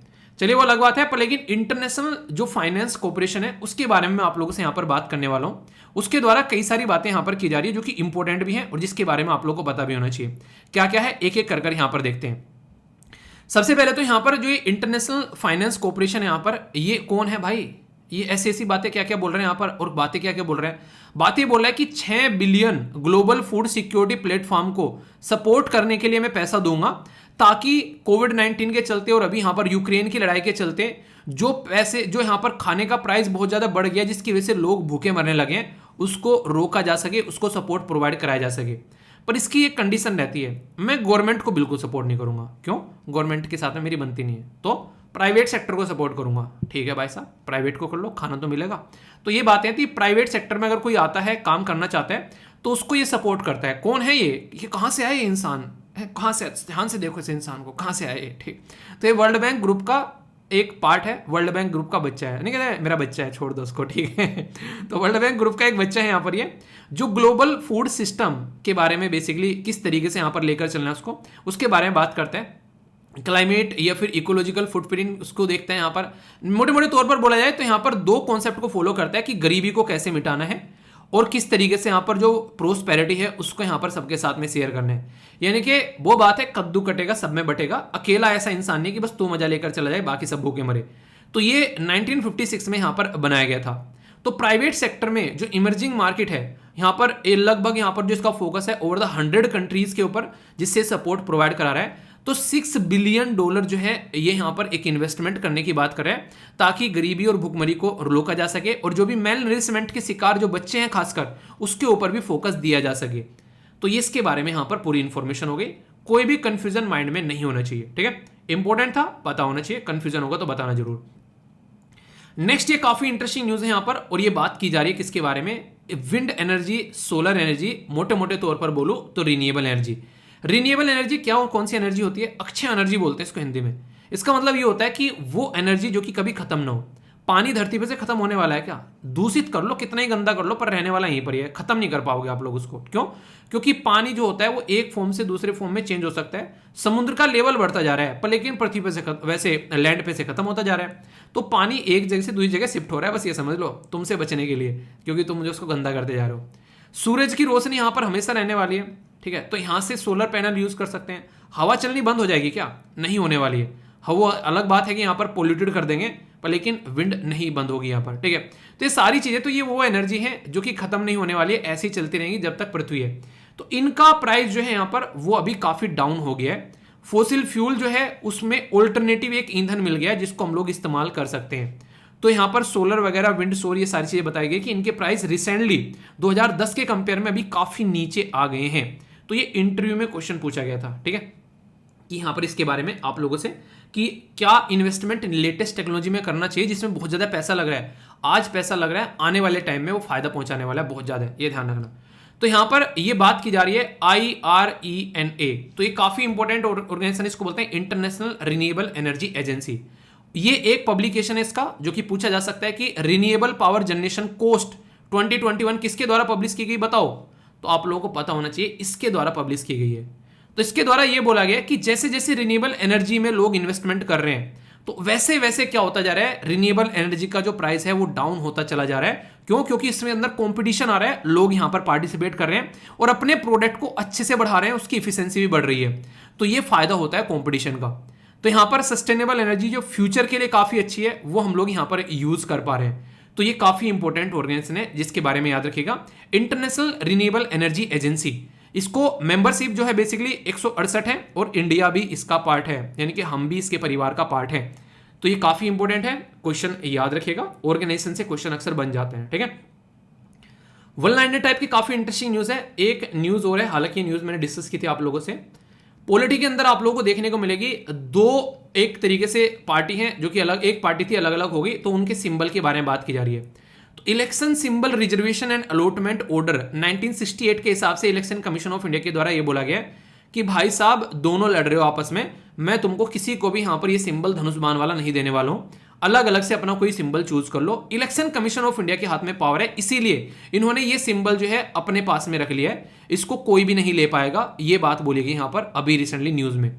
इलेक्शन कमीशन जो यहां पर इसका जो सिंबल ऑर्डर है 1968 का, ये पावर देता है यहां पर इलेक्शन कमीशन ऑफ इंडिया को कि वो डिसाइड करे किसके पास में यहां पर ये चीज आनी चाहिए। अगर दोनों लड़ रहे हैं तो लड़ाई वाली चीज को साइड में रख दो, उनको नया सिंबल कोई अलॉट कर दो। तो ये डिसीजन अभी आप लोगों को यहां पर देखने को मिल रहा है। पार्टी सिंबल जो है उस साइड में यहां पर हो गए, तो ये आप लोगों को देखने को मिलेगा। तो ये काफी इंपॉर्टेंट है जिसके बारे में आप लोग यहां पर याद रख सकते हैं। तो ये एक तरीके से इलेक्शन कमीशन ऑफ इंडिया हमारी कंट्री में आर्टिकल 324 में ये पावर दी गई है। कौन आज के डेट में chief election commission of India है और हमारी कंट्री में जो वोटर्स डे है वो किस दिन सेलिब्रेट किया जाता है। एक क्वेश्चन पूछूंगा जो थोड़ा सा इंटरेस्टिंग है, लेकिन अगर पॉलिटिकल लेक्चर आप लोगों ने देख रखे हैं जो मैंने आप लोगों को पढ़ाई थी डिटेल में, अच्छा लगता है जब आप लोग जाकर डन लिखते हो उसके नीचे, और इस लेक्चर के नीचे भी समझ में आ जाता है तो डन लिख दिया करो, कोई डाउट है तो उसको पूछ लिया करो, ठीक है। तो यहाँ पर ये है बेसिकली पॉलिटी वाले जो लेक्चर मैंने लिया था कि पहले इलेक्शन कमीशन ऑफ इंडिया की सिंगल मेंबर की बॉडी हुआ करती थी, फिर आगे चलकर ये मल्टी मेंबर बॉडी बन गई। तो कब बनाया गया इसको ये आप लोग को बताना है, ठीक है। तो देखता हूं कौन इसका सही आंसर देता है। ओके, एक्सपेक्ट कर रहा हूं कि सही आंसर आप लोग जरूर दोगे। वन लाइनर में यहां पर काफी इंटरेस्टिंग है, न्यू कम्बैक्ट यूनिफॉर्म आ गई है इंडियन एयरफोर्स की, और ये एयरफोर्स डे पर ये आप लोगों को चंडीगढ़ के अंदर इसको इनोग्रेट किया गया। नॉर्मल एयरफोर्स की ड्रेस ये है, आप लोगों ने देखी होगी, ये काफी इंटरेस्टिंग है, जो मुझे पर्सनली काफी पसंद आती थी। फिर यहां पर एक्चुअल में तुम्हें सबसे अच्छा जो लगता था वो है बेसिकली पायलट की ड्रेस, ठीक है। मतलब मन था कि एयरफोर्स में पायलट बना जाए, पर लेकिन मैं पायलट बनाने वाला बन गया हूँ, बनने वाला नहीं, ठीक है। अच्छा लगता है जब आप लोग बोलते हैं ना सर एसएसबी है मेरा, कहीं सेलेक्ट हो जाते हो, अंदर से फीलिंग आती है यार मस्त वाली सी निकल गई, ठीक है, कि मैं नहीं बना कोई नहीं, मैं लोगों को वहाँ तक भेजने के लिए सपोर्ट कर रहा हूँ कम से कम थोड़ा सा, ठीक है। अभी यहाँ पर ये जो ये वाली जो बेसिकली ड्रेस है ये एयरफोर्स की देखने को मिलेगी, ये वाली पायलट की है एयरफोर्स के अंदर में, और ये वाली अगर आप लोग बात करेंगे ये कॉम्बैक्ट की लड़ाई, जो कॉम्बैक्ट की जो ड्रेस है एयरफोर्स के अंदर में जो कि लड़ाई के लिए जाएंगे, तो ये ड्रेस यहाँ पर रखी गई है। तो ये यहां पर अनवील की गई है अभी, जिसकी वजह से न्यूज में, ठीक है। इसी के साथ में वेपन सिस्टम ब्रांच भी इंडियन एयरफोर्स की यहां पर लाई जा रही है, जिससे कि और अच्छे से हम लोग चीजों को यूटिलाइज कर सकें अपनी कंट्री के अंदर में। तो ये भी यहां पर एक नया डेवलपमेंट आप लोग को देखने को मिलेगा। ये सारा कब हुआ? अभी 90th एनिवर्सरी जो एयरफोर्स की सेलिब्रेट की गई। तो हम लोग कैसे जमीन से एयर में वार करने हैं, एयर से एयर में वार करना है, वो सारी चीजें यहां पर अब इससे काफी अच्छा डेवलपमेंट देखने को मिलेगा, ठीक है। प्राइम मिनिस्टर नरेंद्र मोदी जी के द्वारा इनोग्रेट किया गया, ये काफी इंटरेस्टिंग क्वेश्चन भी आप लोगों से बन सकता है, ठीक है। तो यहां पर बात की जा रही है श्री महाकाल लोक कॉम्प्लेक्स, कहां पर है? ये महाकालेश्वर टेम्पल है उज्जैन के अंदर में, मध्य प्रदेश के अंदर में। एक एसएलवी फैमिली मेंबर के द्वारा बड़ी ही प्यारी प्यारी सी वीडियो भेजी गई थी मुझे दो, उज्जैन के जो पर्टिकुलर उस लोकेशन के बारे में थी। मतलब पर्सनली मुझे हार्ट टचिंग लगी, वो कितना शानदार बना हुआ है यार, मजा आ गया। कभी टाइम मिलेगा तो जरूर घूमने आऊंगा यार यहाँ पर, मतलब रियलिटी में मतलब अच्छा लगा देखकर, जो उनके द्वारा वीडियो भेजी गई है पूरी, इतना शानदार बना हुआ है कि देखना कभी टाइम मिले आप लोगों को जाकर, बड़ा ही प्यारा बना हुआ है, ठीक है। और हमारा देश ऐसा ही है, एक अलग अलग तरीके की चीजें आप लोगों को देखने को मिलेगी जो दिल टच करने वाली है, बिल्कुल, ठीक है। यहाँ पर अगर बात करें इंडिया जो है उसके द्वारा होस्ट किया गया 6वें नंबर का ये India Norway joint working group, ठीक है, हायर एजुकेशन के लिए याद रखिएगा, कहां पर, न्यू दिल्ली के अंदर में। तो ये इंडिया और नॉर्वे को आप लोगों को पता होना चाहिए। ये इंटरेस्टिंग है, इसके ऊपर थोड़ा सा स्टार लगा लेना। ये बात की जा रही है शिंजो एबे जी के बारे में, जो कि जापान के फॉर्मर प्राइम मिनिस्टर थे, अब लेट प्राइम मिनिस्टर हो चुके हैं, हमारे बीच में नहीं है। उनको हमारे देश ने पद्म विभूषण दिया था। तो हमारे एम्बेसडर जो है इंडिया से जापान, वो कौन है, वो है संजय कुमार वर्मा। तो इंपॉर्टेंट है यहां पर, याद रखिए क्यों, क्योंकि इन्हीं के द्वारा पद्म विभूषण जो है जापान के जो फॉर्मर प्राइम मिनिस्टर थे उनकी वाइफ को, आकी एबे, इनको यहां पर ये दिया गया जो पद्म विभूषण था। तो ये काफी इंपॉर्टेंट है, जो कि आप लोग याद रखिएगा, ठीक है।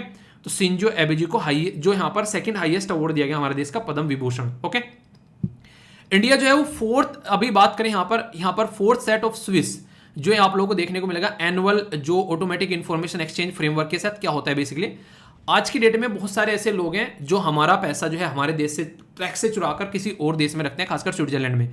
तो वहां पर लिस्ट एक्सचेंज हो जाती है ताकि पता चलता रहे कौन कौन वहां पर पैसा डाल रहा है ले जाकर। तो वही ये है, आप लोगों को देखने को मिलेगा, ठीक है।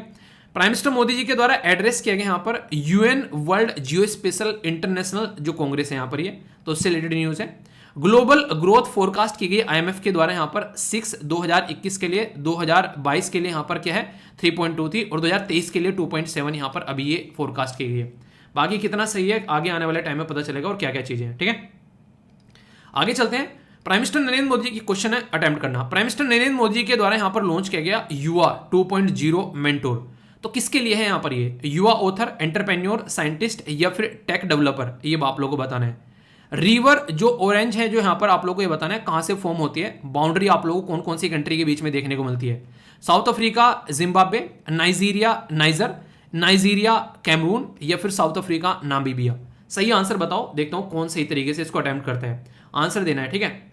इंटरेस्टिंग क्वेश्चन है G7 कंट्री के बारे में, आप लोगों को बताना है कौन सी कंट्री यहां पर G7 कंट्री है, और ये तो आसानी से आप लोग अटेम्प्ट कर सकते हो, मैं लिख के दे सकता हूं। जर्मनी, रसिया, जापान, फ्रांस, चाइना, ये आप लोगों को बताना है। ए में बोला गया 1 2 3 4, बी में बोला गया 1 3 4, सी में बोला गया 1 3 4 5, डी में बोला गया 2 3 4 5। ये अभी पढ़ाया था G7 कंट्री, तो कई बार पढ़ा चुका हूं हालांकि मैं। बताओ, चलो देखता हूं कौन सी आंसर देता है। नेक्स्ट यहां पर बात की जा रही है किसके बारे में, ये अभी पढ़ाया था आप लोगों को। देखिए सबसे अच्छी बात है कि रिविजन हो रहा है, ये सारी पढ़ाई हुई चीजें हैं। तो डीएसए यानी कि डिजिटल सर्विस एक्ट के बारे में बात की जा रही है, किसके द्वारा इसको इनोग्रेट किया गया, ऑस्ट्रेलिया, कनाडा, यूरोपियन यूनियन या फिर यूनाइटेड स्टेट ऑफ अमेरिका। तो इसलिए पूछ रहा हूं क्योंकि डिटेल में आप लोगों को पढ़ाया है ये, ठीक है। वीडियो को पॉज कर लो, सीसेट का क्वेश्चन पढ़ो अच्छे से और इसको अटेम्प्ट करो आप लोग, फिर इसका आंसर बताऊंगा। तब तक हम लोग इंपॉर्टेंट लोकेशन देख लेते हैं, फिर सारे क्वेश्चन के आंसर बताता हूं, ठीक है। इंपॉर्टेंट लोकेशन है चेनाब रिवर। तो चेनाब रिवर जो है ये काफी इंपॉर्टेंट है। अगर आप लोगों को पता है इंडस वाटर ट्रीटी के बारे में जब हम लोग बात करते हैं, तो यहां पर भी ये पार्ट है चेनाब रिवर। इंडस, झेलम और चेनाब, ये कहां का पार्ट है, ये पाकिस्तान के हिस्से में आती है। रवि, ब्यास और सतलज, ये किसके हिस्से में आती है, ये हमारे हिस्से में आती है। तो इंडस वाटर ट्रीटी यहां पर इसके साथ में कनेक्टेड है, जो कि आप लोग यहां पर याद रखिएगा, ठीक है। इंपोर्टेंट है, 1960 में यहां पर साइन की गई थी। और बिचौलिया कौन था, ये आप लोगों को बताना है, पता होना चाहिए। हालांकि इसी स्लाइड में लिखा हुआ है, ध्यान से देखोगे तो ये एक स्लाइड ये भी है जहां पर बहुत सारी सिस्टम रिवर भी डाल दिया आप लोगों के लिए। टाइम मिले तो थोड़ा सा और नजर डालेना, और भी कुछ रीजन है यहाँ पर, कुछ रिवर है यहाँ पर जो कई बार न्यूज में रहती है, पता होना चाहिए। इंडस रिवर निकलकर कहां से आती है, तो आप लोग देखते हैं यहाँ पर चाइना वाले रीजन से, ठीक है। तो ये बेसिक चीजें हैं। और इसके ऊपर जो अभी ये जो रिवर के बारे में आप लोगों से बात करें, चेनाब के ऊपर एक हाईएस्ट ब्रिज भी हमारी कंट्री के द्वारा यहाँ पर क्रिएट किया गया था। ये बहुत ज्यादा न्यूज में था, आप लोगों ने इसके बारे में पढ़ा होगा। तो ये भी आप लोग याद रखिएगा, कंफ्यूजन इसको लेकर आप लोगों को नहीं होना चाहिए। कंफ्यूजन हुआ तो उसको दूर कर आगे बढ़ना है, ओके। 5 नए शब्द जो कि आप लोग की वोकैबुलरी को इंप्रूव करेंगे, आप लोग की आंसर राइटिंग इंप्रूव करेंगे, इंग्लिश स्पीकिंग को इंप्रूव करेंगे। एनडीए, सीडीएस या फिर एसएससी बैंकिंग की तैयारी कर रहे हैं, वहां पर भी आप लोगों से पूछे जाते हैं, ठीक है। तो इनके ऊपर सेंटेंस फॉर्म आप लोग करने हैं। पहला यहाँ पर एपेक्रोफल, ठीक है। तो ये होता है शंका युक्त, जिसको डाउट रहता है, ठीक है, एक तरीके से ऑफ डाउटफुल ऑथेंटिसिटी, यानी कि क्लियर नहीं है पर लेकिन हाँ फिर भी ठीक ठीक है, ठीक है। यहाँ पर ये सिनोनिम्स है, ये एंटोनिम्स है। रियल, फैक्चुअल या लिटरेट, यानी कि रियल सारी चीजें आप लोगों को देखने को मिलेगी, ठीक है। नेक्स्ट यहाँ पर बात की जा रही है यहाँ पर बेसिकली सेंट्रिस्ट, यानी कि मध्य मार्गी, ठीक है। तो न्यूट्रल बोल देता है, ना इधर जाएंगे ना इधर जाएंगे, दूसरी साइड में एक्सट्रीम हो जाता है, ठीक है। तो इस तरीके से आप लोग समझ सकते हैं, कई बार ये सारी चीजें आप लोगों को देखने को मिलती हैं। नेक्स्ट शब्द है यहाँ पर, ये बोला गया है माइजरलीनेस, कंजूस इंसान, कंजूस मक्खी चूस। पैसा कितना भी कमा ले भाई साहब, एक भी पैसा जो है वो खर्च नहीं करना है। तो ऐसे इंसान आप लोगों को देखने को मिलेंगे, जो कि होते हुए भी, मैं तो आप लोगों को ये बोलता हूँ, जब जिंदगी में कमाना स्टार्ट कर दोगे ना, कोशिश ये करनी है कि अपनी जो अर्निंग है उसका 5 से 10% जो है किसी की हेल्प करने में लगा देना। जो जिंदगी में खुशी आप लोगों को मिलने वाली है ना, वो भाई साहब और किसी चीज से नहीं मिलेगी, इस बात की मैं गारंटी दे रहा हूं आप लोगों को। और नहीं यकीन आ रहा है तो इसको आप लोग ट्राई करके देखना। नेक्स्ट यहां पर आप लोगों के सामने है एनेक्डोट, ठीक है। तो ये एक तरीके से यहां पर एक तरीके से नरेशन आप लोग बोल सकते हैं यहाँ पर। इस एक तरीके से यहाँ पर जो स्टोरी इंटरेस्टिंग है, किसी रियल चीज को, इंसिडेंट को बताना, ठीक है। ट्रुथ, ये जो एक तरीके से जो इसका वो बोलोगे आप लोग यहाँ पर एंटोनिम्स जो होगा यहाँ पर, एक तरीके से जो सिनोनिम्स है यहाँ पर, ये है आप लोगों के सामने, ठीक है। अगर बात करें यहाँ पर नेक्स्ट बात की जाए किसके बारे में, यह है पैलिएट। तो कम एक तरीके से बोल सकते हैं कि लेस, एक तरीके से चीजों को पूरा एक नहीं देखिए, एक थोड़ा सा उस तरीके से आप लोग इसको समझ सकते हैं, अधिक सहने योग्य बनाने के लिए, या लेस सर्व आप लोग बोल सकते हैं यहाँ पर, ठीक है। तो ये है यहाँ पर इसके बारे में ये सेंटेंस। पुतिन के बारे में पूछा था तो काफी अच्छे से कई सारे बच्चों के द्वारा एक्सप्लेन किया गया, तो अच्छा लगा। उसी तरीके से पार्टिसिपेट करते रहिए, तो ये काफी अच्छा लगा मुझे। और बाकी जिंदगी में बहुत सारी प्रॉब्लम है यार, उनको आगे बढ़ते रहना है। यहाँ पर इनके द्वारा, चित्र के द्वारा शेयर किया गया, सर घर में बहुत सारी प्रॉब्लम है, यहाँ पर कोई भी पढ़ने में सपोर्ट नहीं करता है। तो फादर भी जो है बोलते हैं उल्टी सीधी बातें कि कमाओगे तो पता चलेगा। तो ये ताने सबको मिलते हैं, ठीक है। आप लोग इनको थोड़ा टैकल करना सीखो लाइफ में, और फिर आप लोगों के सामने आप लोगों को रिजल्ट आप लोगों को नजर आएगा। तो हमेशा कोशिश करो कि अपनी प्रोडक्टिव चीजों पर आप लोगों को ध्यान देना है, अपने काम पर फोकस दो, तो फिर आप लोगों को रिजल्ट मिलता हुआ नजर आएगा, ठीक है। पहला जो क्वेश्चन है इसका आंसर ये हो गया। दूसरा क्वेश्चन जो है इसका आंसर आप लोगों को डी देखने को मिलेगा, साउथ अफ्रीका और नामीबिया। तीसरा क्वेश्चन है इसका आंसर आप लोगों को बी देखने को मिलेगा, क्योंकि ना तो चाइना आप लोगों को देखने को मिलता है ना रसिया, ठीक है। और ये नेक्स्ट क्वेश्चन जो है मैंने डिटेल में बताया था, इसका आंसर सी है, ठीक है। इसी के साथ में जो सी सेट वाला क्वेश्चन है आप लोगों के सामने, उसका आंसर आप लोगों को बी देखने को मिलेगा। तो आई होप कि लेक्चर आप लोगों ने काफी अच्छे से एंजॉय किया। कोई भी डाउट हो तो बताना, और आज के एसएलवी कमांडो मैंने बता दिया, कल की वीडियो के नीचे पिन कर दिया। फीडबैक जरूर देना, और शाम के लिए तैयार रहना, ठीक है, जो आप लोगों के लिए नोबेल प्राइज वाली जो वीडियो आने वाली है। तो all the best to all of you, अच्छे से दिन एंजॉय करना पूरे डेडिकेशन के साथ में। नेक्स्ट वीडियो मिलता हूं, तब तक अपना ध्यान रखिए, बड़ों को नमस्ते, छोटों को प्यार, छोटी सी लाइफ एंजॉय करा। मिलता हूं नेक्स्ट वीडियो में, तब तक के लिए जय हिंद।